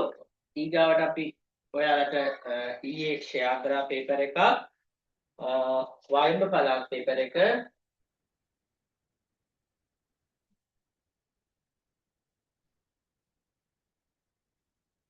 හරි. ඒකම දකුණු පළාත් පේපර් එක සම්පූර්ණයෙන් අවසන් වෙනවා. අද අපි MCQ 25 කරන්න බලාපොරොත්තු වෙනවා. මේ ඊයේ දව ප්‍රශ්න පත්‍රය වායුව පළාත් ප්‍රශ්න පත්‍රය ඒකේ උපරිමය අපි බලමු අපේ කාලය මැනේජ් කරගන්නයි අපි එහෙම කරන්නේ. මහන්සි නැතුව ඇති. නමුත් මීට වැඩිය මහන්සි වෙන්න ඕන ගණිතේ විතරක් නෙමෙයි විභාගයේ ඒකත් මතක තියාගන්න. පළමු දැන් සාකච්ඡා ප්‍රශ්න පත්‍රයේ මොන හරි ගැටලුවක් තියෙනවා නම් කමෙන්ට් සෙක්ෂන් එකේ දැම්මේ නැහැ. හැබැයි ඔයාලට පුළුවන් පෞද්ගලිකව හරි දැනුම් දෙන්න. ඒ වගේම අපිට පුළුවන් අවස්ථාව දෙන්න කතා කරන්න. කතා කරලා එතකොට පොඩ්ඩක් ඕගොල්ලෝ අවදීන් ඉන්න එකත් වැදගත් වෙන්නේ පුතේ. ඉදිරියේදී බලාපොරොත්තු වෙනවා අපි ඇත්තට වීඩියෝ ඔන් කරලා වැඩ කරගන්න වෙනවා. මොකද දැන් කාලය එන්න සීමා සහිතයි. පළවෙනි ප්‍රශ්නය. මේක 2020 පේපර් එකේ පළමු වාරය. නමුත් ගිය අවුරුද්දේ මේ ඊයේ පෙරේද දීපු ඕලෙවල් පේපර් එකට මේ වගේම ප්‍රශ්නය ඇවිල්ලා තිබුණා.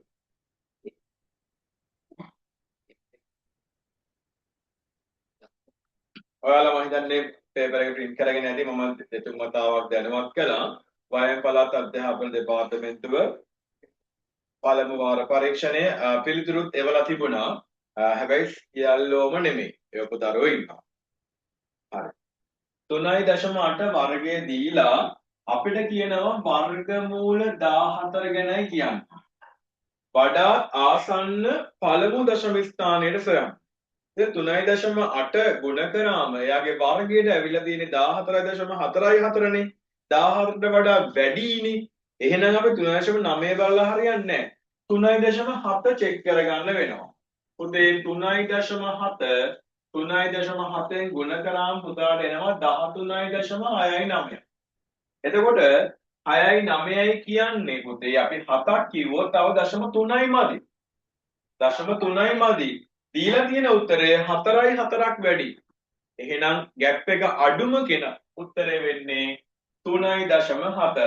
එක දරුවෙක් උත්තරය එවලා තිබ්බේ මෙච්චරයි. මේක උත්තරේ නෙමෙයි මේක පිළිගන්න බෑ. එහෙනම් වෙනමම උත්තරය අවශ්‍යයි 3.7 කියන අගය. එක. දෙවෙනි කාරණේ පුතේ මේදී නැති වුණා නම් උත්තරේ දීලා තිබ්බේ නැත්නම් ලකුණු අඩු කරන් මෙවර සාමාන්‍ය පෙළ ප්‍රශ්න පත්‍රේ. ඒගොල්ලෝ කරලා පෙන්වන්න ඕන ඊට පසු අගය ආයතන අගය වර්ග කරලා පෙන්වන්න ඕන උත්තරේ ලකුණ විතරයි ඒතර ලැබෙන්නේ. හරි. දෙවනි ගාන ජ්‍යාමිතිය තේමාවෙන් තියෙන ගාන මෙතන x කියලා අගය දීලා තියෙනවා. මේ පාද දෙක සමානයිලු. මෙතන මෙතන 35යි. මෙතන 35යි. ඇයි එතන 35ක් වෙන්නේ? හේතුව සම ද්විපාද ත්‍රිකෝණයක්. කාලය ඉතුරු කරගමු. 35යි 35යි 70යි. එහෙනම් පුතේ ත්‍රිකෝණයේ කෝණ 180යි. x කියන්නේ 180න් 70 අඩු කරන්න. උත්තරය අංශක 110යි. මයිදර 10 ශ්‍රේණියේ පුතාටත් මේක පැහැදිලි. මේකත් 10 වසරේ තියෙන්නේ. ඇත්තට මේ දරුවට පළවෙනි ප්‍රශ්න පත්‍රයේ වැඩි ප්‍රමාණයක් තියෙන්නේ පුතේ 10 වසරේ. තුන්වෙනි ප්‍රශ්නය පරිධිය 44යි. පරිධිය කියන්නේ සම්පූර්ණ වටේ දිග. වෘත්තයක වක්‍රධාරයේ දිග 44යි නම් එයාගෙන් අංශක 90ක් කියන්නේ අපි හරියටම දන්නවා. දැන් නැවත නැවත රිපීට් කරන්න.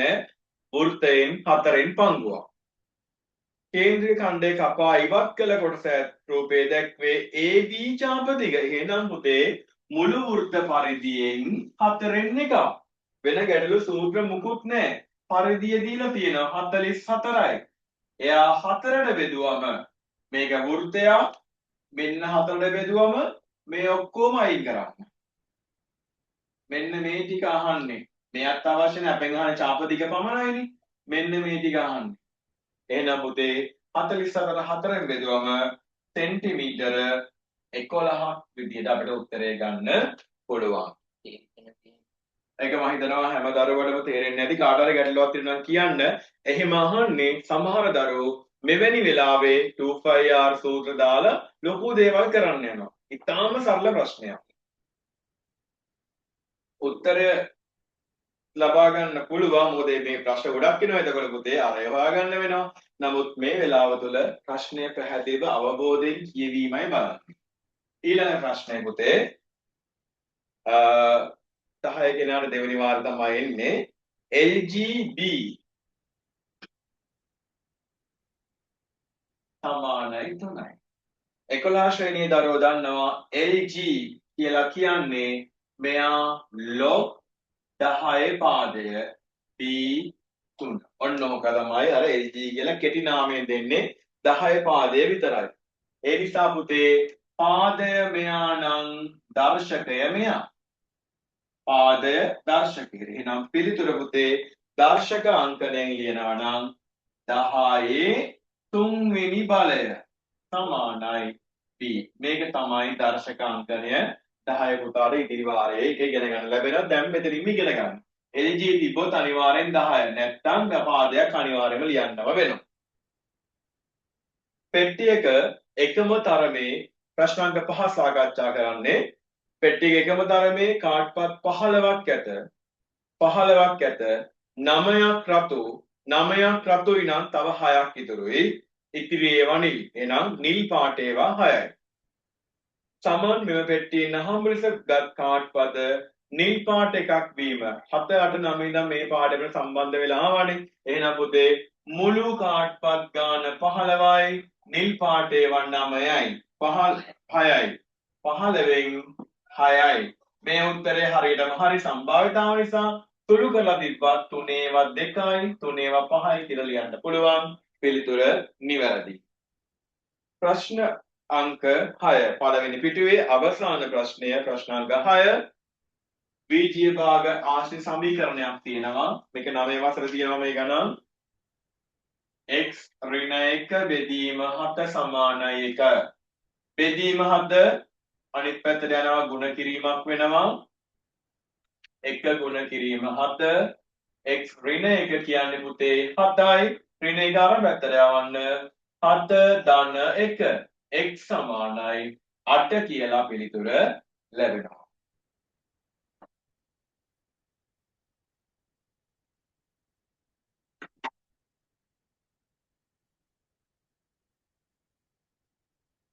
බලන්න දරුවෝ ප්‍රශ්න අංක 7 රොම්බසයක් දීලා තියෙනවා.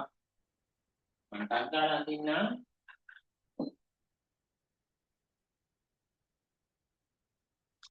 E B A එතනිය ගන්න තියෙනවා. ඉතින් විතරනේ කෙනෙක් සමාන වෙනවා රොම්බසයක. සමච්ඡේදනය වෙනවා. රූපේ දැක්වෙන ABCD රොම්බසයේ BD 12යිලු. BD 12යි. ඉතින් මේ BD 12යි අපි දන්න මේ විකර්ණ එකිනෙක සමච්ඡේදනය වෙන මේ BD 12යි නම් මේ මුළු එක 12යි නම් මෙතෙක් ඉඳන් මෙතෙන්ට 6යි මෙතෙක් ඉඳන් මෙතෙන්ට 6යි. මෙතන දීලා තියෙන මැද්ද x කියලා. ඊගාවට කියනවා AC 16යි AC 16යි මෙයා 16යි එහෙනම් මෙයා 16යි නම් මෙයා 8යි මෙයා 8යි දී ඇති තොරතුරු අනුව dx cx dc අගය සොයන්නලු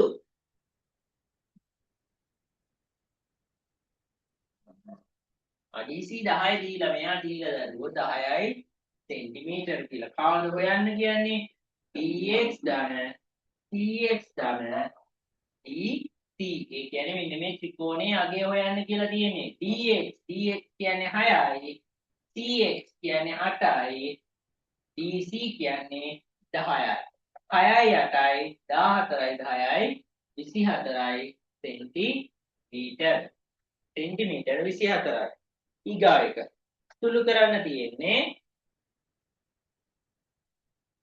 x බෙදීම 5 මම යන්නේ ප්‍රශ්න අංක 8 x බෙදීම 5 ධන x ඍණ 1 බෙදීම 2 බලන්න හරයන් අසමානයි 5 2 කුඩා බෙදු ගුණාකාරය වෙන්නේ 10 10ට 5 ඒවා 2යි දෙවරක් x 2යි x ධන 10ට 2 ඒවා 5යි 5 වරක් මෙයා එහෙනම් 5න් වැඩි වෙන්න ඕන x ඍණ 1 2යි x එහෙමම ලියාගමු හේතු වරහණක් තියෙනවා අපි වරහණ සුළු කරගන්න ඕන 5 වරක් x 5යි x 5 වරක් 1 5යි ධනයි ඍණයි ඍණ 5යි බෙදීම 10 2යි x 5යි x කියන්නේ දරුවා 7යි x ඍණ 5 බෙදීම 10 තව සුළු වෙන්නේ නෑ මෙයාව මේක දරුවෝ මේ පහ මෙහෙම කපන්න බෑ දරුවෝ හේතුව ධන ඍණ දියේදී දරුවෝ කපන්න බෑ ගුණ කිරීම බෙදීම කියන්නේ විතරයි අපිට කපන්න පුළුවන්කම තියෙන්නේ 9 වෙනි ප්‍රශ්නය රූපයේ දැක්වෙන තොරතුරු අනුව xy අගය සොයන්නලු දීලා තියෙන ත්‍රිකෝණයක් ත්‍රිකෝණික ත්‍රිකෝණයක් දීලා තියෙන දරුවා අංශක අනුකෝණ පෙන්නනවා මෙතන අංශක අනුකෝණ කියලා පෙන්නනවා අකුරු දීලා නැහැ මෙතන 50යි කියලා දීලා තියෙනවා අංශක මෙතන ආයි පාදයක් ගිහිල්ලා තියෙනවා මෙතන x මෙතන y කියලා දීලා තියෙනවා ඒ වගේම මේ පාදයට සමානයි කියලා දීලා තියෙනවා ඔච්චරයි දීලා තියෙන විස්තර අපිට කියනවා x හා y හි අගය සොයන්නලු x ගේ y ගේ අගය සොයන්නලු මේ දෙක සමානයි කියන්නේ මේ ත්‍රිකෝණය සම ද්විපාද ත්‍රිකෝණයක් එන මෙයා y නම් මෙයා y මෙන්න මේ කෑල්ල y මෙයා x හැදෙන්නේ කොහමද මේ දෙන්නගේ එකතුවෙන් මෙයා හැදෙන්නේ 50 දීලා තියෙන දරුවෝ මේ මුළු ගානටම නෙමෙයි මේ පොඩි කෑල්ලට මෙයා තමයි 50 මෙන්න මේ කෑල්ල 50 මෙයා y එහෙනම් මෙයාගේ එකතුවෙන් තමයි මෙන්න මේ x හැදෙන්නේ ත්‍රිකෝණයක බාහිර කෝණය සමාන වෙන්නේ අභ්‍යන්තර කෝණ දෙකේ එකතුවෙන් මෙන්න මෙයාගේ එකතුවෙන් තමයි මෙයා හැදෙන්නේ. ඒ කියන්නේ 50යි 90යි එකතුවෙන් තමයි x හැදෙන්නේ. එහෙනම් x සමානයි 50 ධන 90 බිඳුවයි 9යි 5යි 14යි අංශක y ගේ අගය මෙයා 140යි නම් මේ දෙන්න සමානයි නම් මෙන්න මේ ත්‍රිකෝණයේ අභ්‍යන්තර කෝණවල එකතුව 180යි. ඒ කියන්නේ y ධන 140 සමානයි 180 වෙන්න ඕන. 2y සමානයි 180 ධන 140 එහා පැත්තට යනවා ඍණ 140 වෙලා 2y සමානයි 180න් 140ක් ගියාම 40යි. මේ පැත්තම දෙකෙන් බෙදුවම y සමානයි අංශක 20යි. එහෙනම් x සමානයි 140 වෙද්දී y සමානයි අංශක 20ක් බවට පත් වෙනවා. ප්‍රශ්න අංක 10.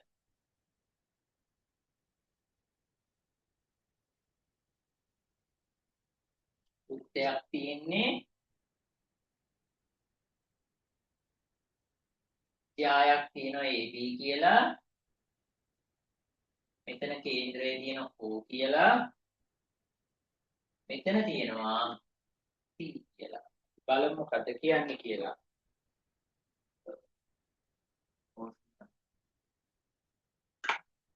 කේන්ද්‍රය O වන වෘත්තයේ AB යායක් වන අතර එහි මධ්‍ය ලක්ෂය C වේ. අන්න C හරි මැදලු. මෙයා හරි මැදලු. එහෙනම් මේ දෙන්න සමානයි. AC සමානයි CB වෙනවා. මධ්‍ය ලක්ෂ්‍ය වේ. OC හා AB අතර සම්බන්ධය. OC. එහෙනම් අපි OC යා කරගමු. OC ඔන්නතන. OC AB ට මොකක් වෙනවද? මධ්‍ය ලක්ෂ්‍ය ප්‍රමේයයෙන් ඔයාලා ඉගෙන ගන්නවා OC AB ට ලම්බ වෙනවයි කියන එක. මේ OC AB ට ලම්බ වෙනවා. OC ලම්බ වෙනවා AB ට. මේක වචනෙන් ලියුවත් කමක් නැහැ දරුවෝ. මේක යායේ මධ්‍ය ලක්ෂ්‍ය කේන්ද්‍රයට යා කරන රේඛාව යායට ලම්බ වේ කියලා තමයි අපි ඉගෙන ගන්නෙ. ප්‍රශ්න අංක 11. සිලින්ඩරයක් තියෙනවා.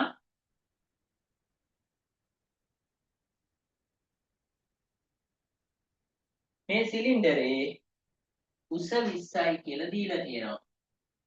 20යි සෙන්ටිමීටර උස. අපි බලමු මොකද කියන්නේ කියලා. රූපයේ දැක්වෙන සිලින්ඩරාකාර බඳුනේ පතුලේ පරිධිය 10.5යි. පරිධිය කියන්නේ මොකද්ද? පතුලේ වටේ දිග. මෙන්න මේ වෘත්තයේ වටේ දිග. ඒ කියන්නේ මෙන්න මේ වෘත්තයේ එළියට ගත්තොත් මෙයාගේ වටේ දිග 10.5 සෙන්ටිමීටර වෙන වටේ දිග. වන අතර එහි උස 20කි. මෙම බඳුනේ වර්ගඵලය. එහෙනම් වර්ගඵලය හොයන්නේ කොහොමද අපි? මේ වක්‍ර පෘෂ්ඨ වර්ගඵලය වැඩි කරන්න ඕන 20.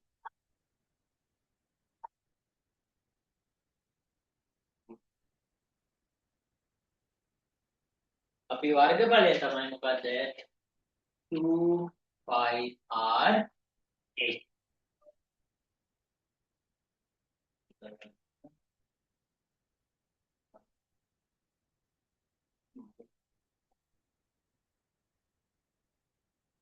හරිද? එතන මෙයා 10.5 කියන්නේ 2πr පරිධිය.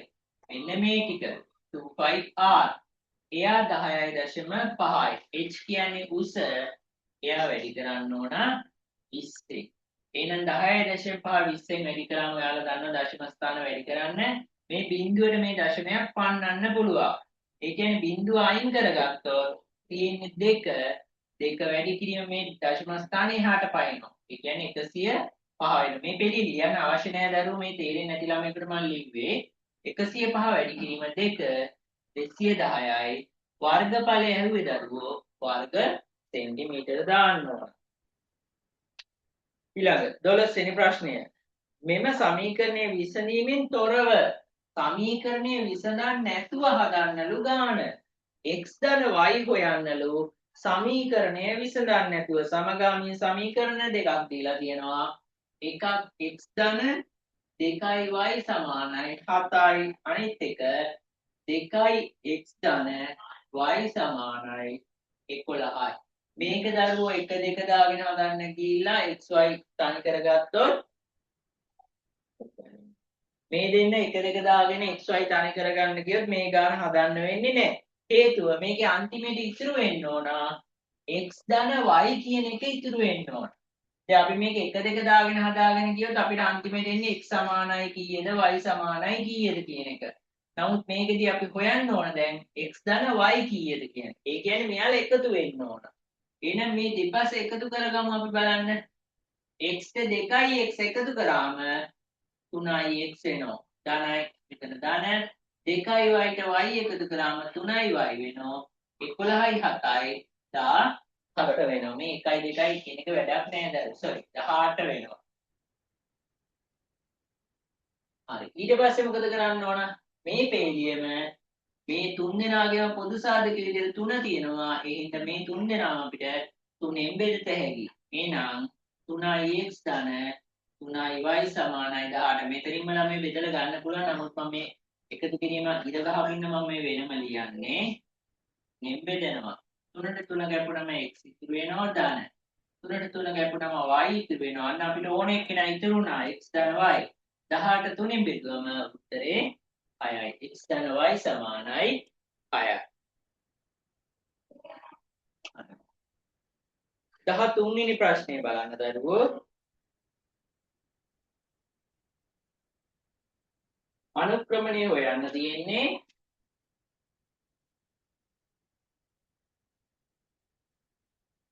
මෙතන බිඳුව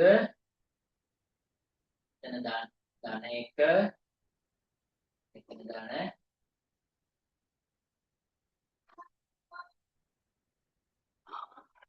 මෙතන a කියලා ලකුණක් දීලා තියෙනවා. මෙයා ධන 5 නේ සෝරි ධන 5 ධන 2 ධන 1 වෙන්නේ නැති මොකක්දයි දීලා තියෙන්නේ. මෙතන b කියලා දීලා තියෙනවා. මේ පැත්ත x කියලා දීලා තියෙනවා. මේ පැත්ත y කියලා දීලා තියෙනවා. බලමු අපි අහන්නේ මොකද්ද කියලා. AB සරල රේඛාවේ අනුක්‍රමණය සොයන්න නම් අන්න අනුක්‍රමණය කියන්නේ කවුද? බෑවුම m. m සමානයි y1 ඍණ y2 බෙදීම x1 ඍණ x2. ඕක හොයන්න දරුවෝ අපි ඛණ්ඩාංක දෙක හොයාගෙන ඉමුකෝ ඔක්කොටම කලින්. ඛණ්ඩාංක දෙකේ අපි මුලින්ම ලියන්නේ අපි හොයාගමු. මෙන්න මෙතනදී හොයාගෙන ඉමු. මෙයාගේ x බිඳුවේදී y 1යි x බිඳුවේදී y 1යි. ඊළඟට මෙන්න මෙතනදී හොයාගමු. කැපෙන තැන් දෙක ඒකනේ. ඒක x දෙකේදී y 5යි. x දෙකේදී y 5යි. අන්න ඛණ්ඩාංක දෙක හොයාගත්තා. මෙයා x මෙයා y. එහෙනම්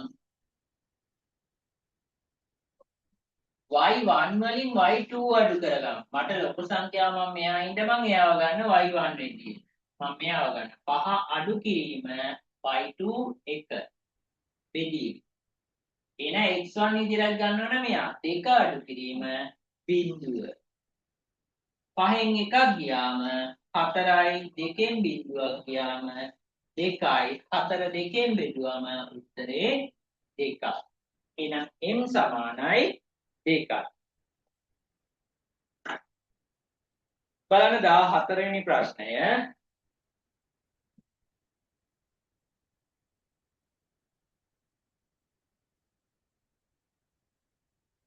උත්තර දීලා තියෙනවා සමාන්තර එකක් දීලා තියෙනවා දරුවෝ. ඒ කියන්නේ ඒකාන්තර කෝණ, මිත්‍ර කෝණ, අනුරූප කෝණ ඔය තුන් දෙනාගෙන් එක්කෙනෙක් හරි දෙන්නෙක් හරි තුන් දෙනාම හරි එන්න පුළුවන්. ඔයාලට අපිට ඉන්නේ එක්කෙනා. ඊගාට A B C D බලමු මොකද කියන්නේ කියලා. මේක තව මාක් කරලා තියෙනවා මෙන්න මෙතන අංශක 40ක් කියලා මාක් කරලා තියෙනවා. මෙයා සමාන්තරයි මෙයා කියලා දීලා තියෙනවා. නිකමට මම මාක් කරගෙන යන්නම් ටක් ගාලා ඕන ටික මෙතන x කියලා දීලා තිනවා. මෙයා සමාන්තරයි නම් දරුවෝ මෙතන 40යි නම් මෙතන 40යි. මේව එකම ඛණ්ඩයේ කෝණ විදියට මෙයා එකම ඛණ්ඩයේ කෝණ මෙයා 40යි නම් මෙන්න මෙයා 40. මෙයා 40යි නම් මෙන්න මේ සෙට් එක අනුව මෙයා 40 නම් මෙයා 40. අපි බලමු මොනවද අහන්නේ කියලා. වෘත්තයේ AB හා CD ධ්‍යාය දෙක XCD ඡේදනය වේ. මෙන්න මෙතනදී ඡේදනය වෙනවලු. D ඇති තොරතුරු අනුව DXC අගය DXC මෙන්න මෙයාගේ අගය DXC අගය අහන්නේ. එහෙනම් කීයද? ඔයාලට පේනවා මෙන්න මේ ත්‍රිකෝණය ගත්තොත් මෙයා 40යි මෙයා 40යි. එහෙනම් මෙයා හොයන්න ඔයාලා දන්නවා කීයද එනම්. මෙයා 180 වෙන්න එපා. එහෙනම් 180න් අඩු කරන්න ඕන 40යි 40යි 80. 40 ධන 40 අඩු කරන්න ඕන. 180න් අඩු කරන්න ඕන 80. ඒ කියන්නේ 100යි අංශක 100යි. බලමු ඊළඟ ප්‍රශ්නය. 15 වෙනි ප්‍රශ්නය.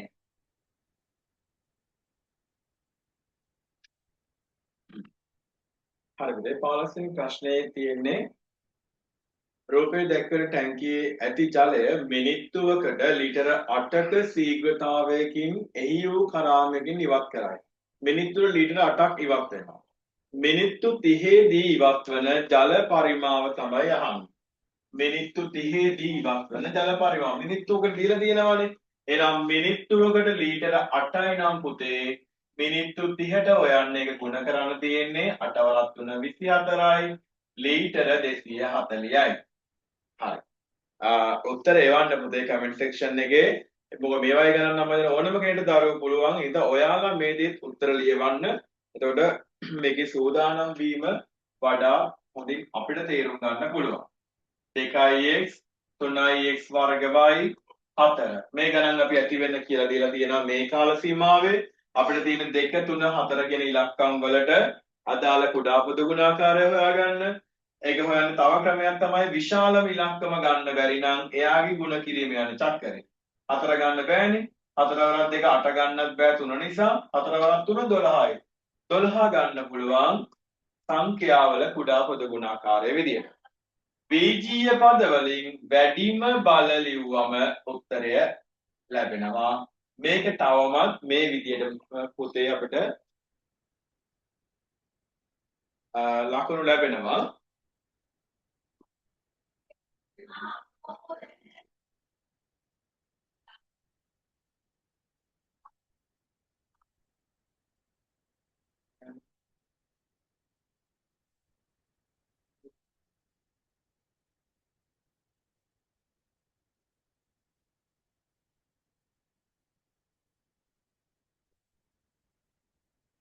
යහන් මාව ඇහෙනනේ පුතේ.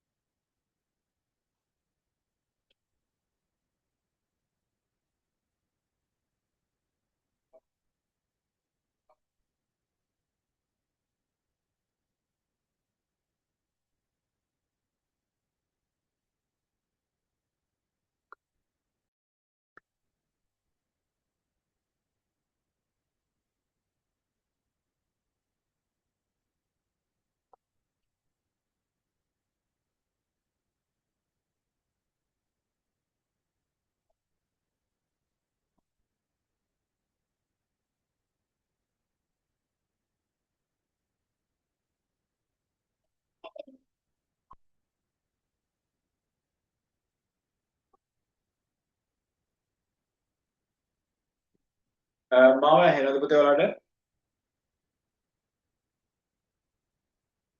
හරි.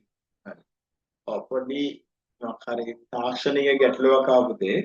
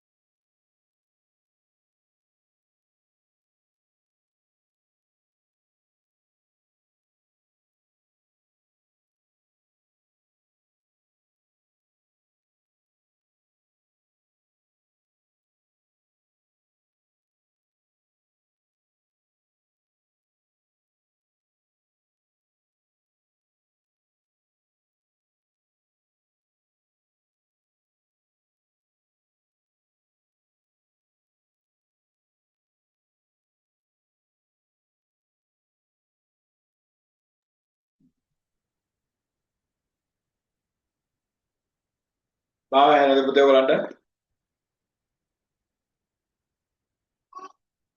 ඔව්. හරි. ඒ වගේම බෝඩ් එක පැහැදිලිව පේනවා කියලා විශ්වාස කරනවා මේ මොහොතේ වෙච්ච ගැටලුවට අපි తాවකාලික පිළියමක් තමයි ගත්තේ. හරි. එහෙමනම් අවසාන ගාන විදියට මෙතන අවසන් කරේ කුඩා පොදු ගුණාකාරයේ ගැටලුව. ඒක මම හිතනවා හැම කෙනාම කරගන්න ඇති කියලා. එහෙනම් දැන් අපි එනවා පුතේ ප්‍රශ්න අංක 17. පැහැදිලිව ඇහෙනවා කියලා විශ්වාස කරනවා. ඇහෙන්නේ නැත්නම් පේන එකේ ගැටලුවක් තියෙනවා පුතේ දැනුවත් කරන්න කමෙන්ට් සෙක්ෂන් එකේ දාන්න. සියලු දෙනාට ඒ අවස්ථාව තියෙනවා. හරි. දැන් බලන්න පුතේ ඝනක ප්‍රිස්මයක් තියෙනවා.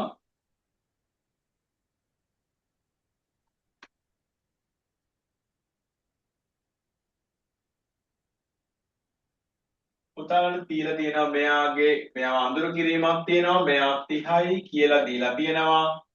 හරස්කඩ වර්ගඵලය හරස්කඩ කියන්නේ මෙන්න මේ මුහුණත ත්‍රිකෝණාකාර මුහුණතේ වර්ගඵලය පුතේ දීලා තියෙනවා. වර්ග සෙන්ටිමීටර 8.5 8.5යි වර්ග සෙන්ටිමීටර වලින් ඒ කියන්නේ වර්ගඵලයනේ දුන්නේ. එයාගේ පරිමාව ගණනය කරන්නලු. එහෙනම් ප්‍රිස්මයේ පරිමාව වෙන්නේ හරස්කඩ වර්ගඵලය දිගෙන් ගුණ කරන්න අවශ්‍යයි. එහෙනම් මෙයා ගුණ කරන්න ඕන 30න්. බිඳුවකට ලිව්වා 3 වරක් 5 15යි 3 වරකට 24යි 1යි 25යි. දශම ස්ථානයක් අයින් වෙනවා. එහෙනම් අවසන් උත්තරය 255යි ඝන සෙන්ටිමීටර වෙනවා. පිළිතුර වෙන්නේ 255යි ඝන සෙන්ටිමීටර. ඊළඟට පුතේ අපි එනවා 18 වෙනි ගානට. 18 වෙනි ගානේ ප්‍රතිශත ගානක් දීලා තියෙනවා.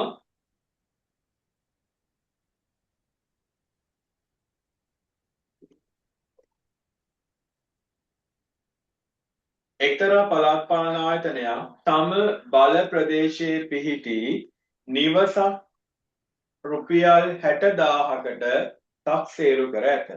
නිවසේ වටිනාකම 60000ක් කියලා තක්සේරු කරලා තියෙනවා. මෙම නිවසට රුපියල් 2400ක වාර්ෂික වරිපණම් බද්දක් අය කරනවා. වාර්ෂික වරිපණම් බද්ද මුදල පුතාලා දීලා තියෙනවා. නිවසේ තක්සේරු වටිනාකමකට මෙච්චරයි. මෙච්චරකට මෙච්චරයි. අපි කියන නම් 60000කට අවුරුද්දට ගෙවන්න ඕන 2400ක්. අහන්නේ percentage එක ප්‍රතිශතය අහන්නේ. එහෙනම් පුතේ අපි ආව ප්‍රතිශතය අහන්න 100ෙන් ගුණ කළ යුතුයි. බිංදු දෙකට බිංදු දෙක කැපෙනවා. මේ බිංදු දෙකට මේ බිංදු දෙක 24 6ෙන් බෙදුවම 4යි. 100ට 4ක් වෙනවා පුතේ පිළිතුර. ඒවල තිබුණ මම දැක්කා පිළිතුර. ඒව පුතරුවාගේ පිළිතුර නිවැරදියි. 19 වෙනි ප්‍රශ්නයට අදාළව රූප සටහනක් තියෙනවා. ඒ රූප සටහන බලන්න මම දල සටහන අඳිනවා මෙතනදී. 11 ශ්‍රේණියේ පුතාගේ අර ඉස්සර වරිපණම් ගණන් 10 ශ්‍රේණියේ පුතාට ඉදිරියේදී ඉගෙන ගන්න තියෙනවා. මෙන්න මේ ආකාරයේ රූප සටහනක් තියෙනවා. P Q R S කියලා සමාන්තර ආශ්‍රයයන් පාදික් කිරීමෙන් T කියන ලක්ෂ්‍ය හඳුනාගෙන තියෙනවා. මෙතන අංශක 80ක් ලකුණු වෙලා තියෙනවා. මෙතන U කියලා සටහන් වෙලා තියෙනවා. මෙන්න මේ හරිය D කියලා තියෙනවා බලන්න. PQR සමාන්තර ආශ්‍රයේ SR පාදයේ T දෙක දික් කර ඇත. දත්ත පැහැදිලි.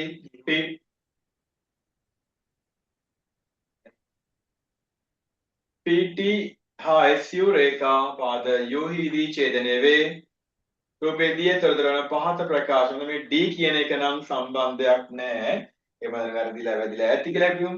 පළවෙනි වගන්ති නිවැරදි හරි වැරදි ලකුණු කරන්න තියෙන්නේ. PQT ත්‍රිකෝණයේ වර්ගඵලය PQRS වර්ගඵලයේ හරි අඩක්ලු. PQRS කියන්නේ සමාන්තර ආශ්‍රයයක්.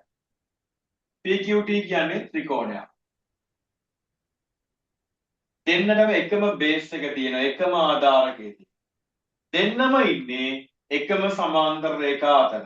එහෙමනම් 11 ශ්‍රේණියේ පළමු වාරයේ අවසාන පාඩමේ කියන පුතේ එකම ආධාරකය හා එකම සමාන්තර රේඛා අතර ත්‍රිකෝණයක් සමාන්තර ආශ්‍රයක් පිහිටනවා නම් ත්‍රිකෝණයේ වර්ගඵලය සමාන්තර ආශ්‍රයේ වර්ගඵලයෙන් හරි අඩක් වෙනවා. එහෙනම් ප්‍රකාශය නිවැරදි. පළමු ප්‍රකාශය නිවැරදි. දෙවැනි ප්‍රකාශය PQT ත්‍රිකෝණයේ වර්ගඵලය PSU ත්‍රිකෝණයේ වර්ගඵලය මෙන්න මේ දෙන්න වර්ගඵලයෙන් සමානයි. හරිනේ. බලන්නකෝ PQRS කියන සමාන්තර ආශ්‍රයෙන් මෙයා අනිවාර්යයෙන්ම හරි අඩක්නේ. මේ අතර මම වෙන් කරගන්නම්කෝ. සමාන්තර ආශ්‍රයෙන් හරි අඩක් වෙනවා PSU ත්‍රිකෝණයෙන්. ඉස්සෙල්ලා කිව්වෙත් හරි අඩක්. එහෙමනම් දෙවෙනි ප්‍රකාශයත් නිවැරදි වෙනවා. ඔන්න 19 වෙනි ප්‍රශ්නේ ඒත් එක්කම අවසන් වෙනවා. දැන් අපි ඉන්නේ 20 ප්‍රශ්නාංක 20. ප්‍රශ්නාංක 20 දල සටහනක් තියෙනවා. මෙන්න මෙහෙම ඇඳලා උත්තර ලකුණු කරලා තියෙනවා. තරු නිවාසය කියලා තියෙනවා. සඳු නිවාසය කියලා තියෙනවා රූප සටහනේ. right. නිවාසාන්තර ක්‍රීඩා උත්සවය සඳහා සකස් කළ තරු නිවාසයට මීටර 60 නැගෙනහිර දිශාවෙන් සඳු. තරුට නැගෙනහිරෙන් මීටර 60යි. ඔන්න සඳු ඉන්නවා. සඳු නිවාසයත් එහි සිට මෙතන ඉඳලා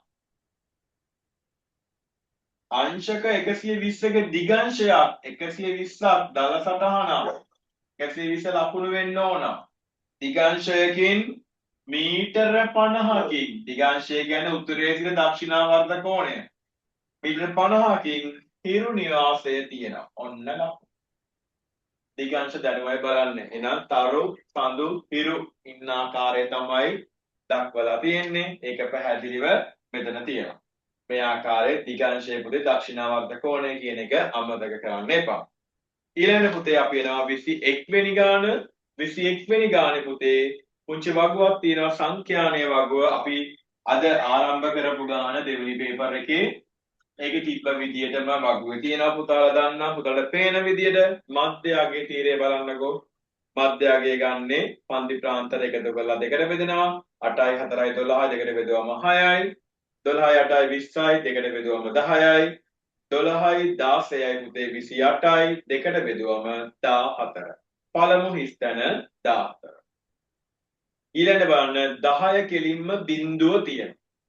10 කෙලින්ම බිඳුව තියෙනවා නම් බිඳුවෙන් ඉහළ පහළ යන්නේ සමාන අගයන් දෙක ධන ඍණ. පහළ ධන 4 නම් ඉහළට යන්නේ ඍණ 4. ඒක රටාවක්. එහෙම නැත්නම් 6න් 10ක් ගියාම ඍණ 4යි. පළමු හිස්තැන දෙවන තීරයේ අවසානයේ 14යි. දෙවන හිස්තැන තුන්වන තීරයේ පළවෙනි තැන ඍණ 4යි. එහෙමනම් 21 වෙනි ගාන බලන්නකෝ. x වර්ගය 64යි. වර්ගයකුයි අඩු කිරීමකුයි තියෙනවා නම් පුතේ අනිවාර්යයෙන්ම වර්ග දෙකක අන්තරය තමයි ගොඩක් වෙලාවල සම්බන්ධ වෙන්නේ. එහෙමනම් x වර්ගය ඍණ 64 කියන්නේ 8 වර්ගය. වර්ග දෙකක අන්තරයේ සාධක එකක් ඍණ වරහන අනිත් එක්කෙනා ධන වරහන. ඔන්න 22 වෙනි ගාන. 23 වෙනි ගාන පුතේ මම ඒකේ රූප සටහන අඳින්නම්.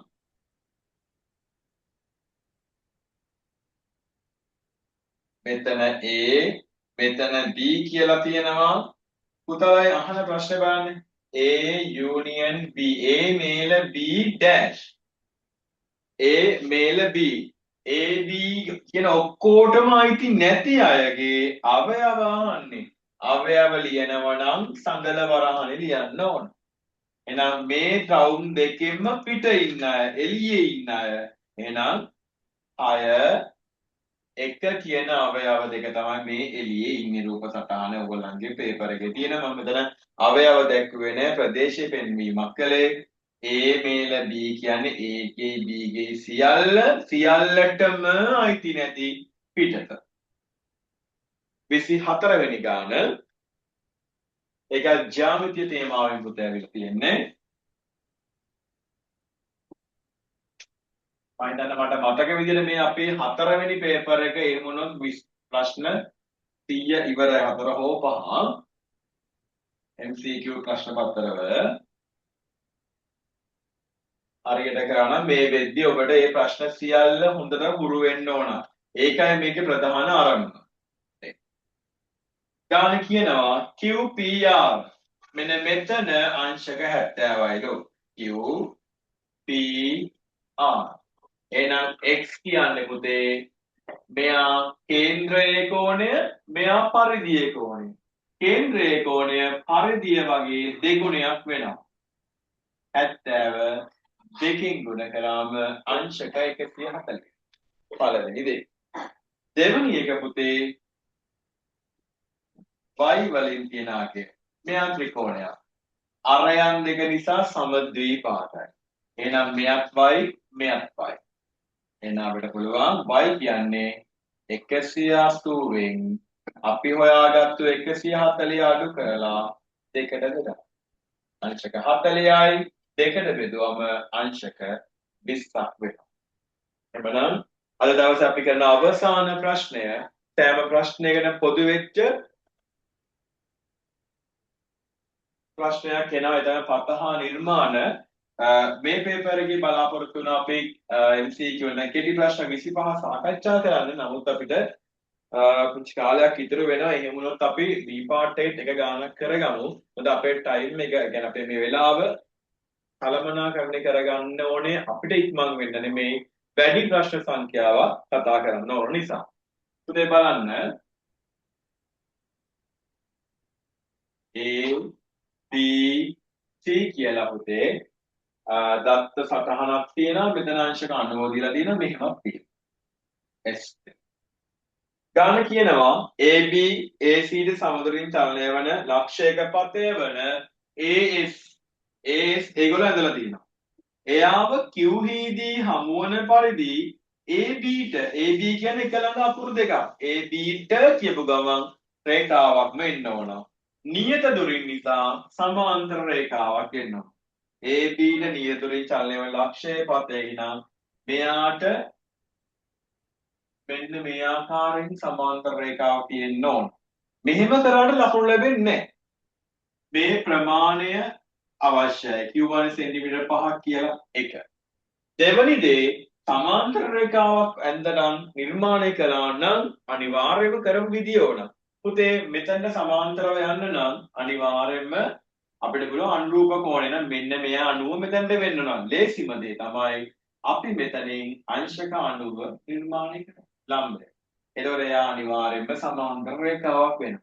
මේවා නැත්තම් ලකුණු ලැබෙන්නේ නැහැ දල සටහනක් වුණත්. මේවා දල සටහනේ සලකුණු කරලා තියෙන්න ඕන.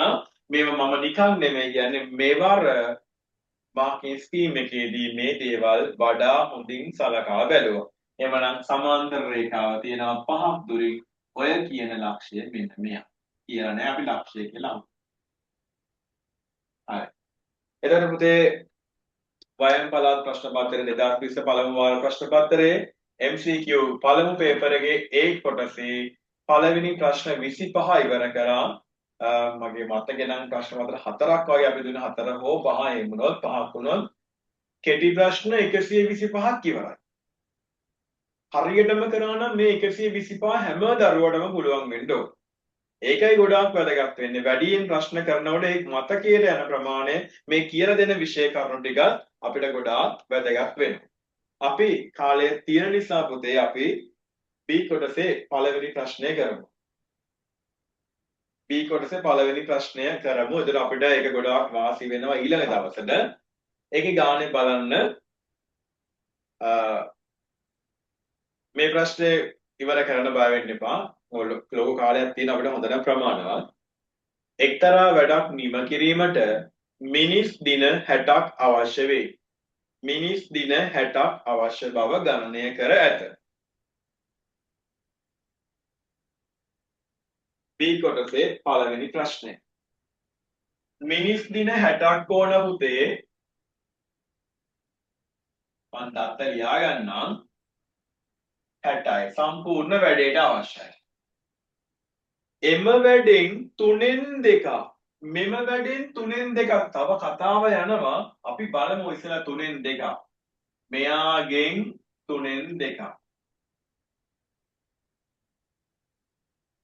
ඒ කියන්නේ දින 40ක වැඩ ප්‍රමාණයක් සමස්ත කාර්යයෙන් 3න් 2ක් කියන්නේ දින 40ක වැඩ ප්‍රමාණයක් දින 5කින් ඉවර කරන්න යන්නේ කාර්ය ප්‍රමාණය දන්නවද දින 40ක වැඩක් දවස් 5න් ඉවර කරන්න අවශ්‍ය මිනිස්සු ගන්න 45න් බෙදුවම 8යි.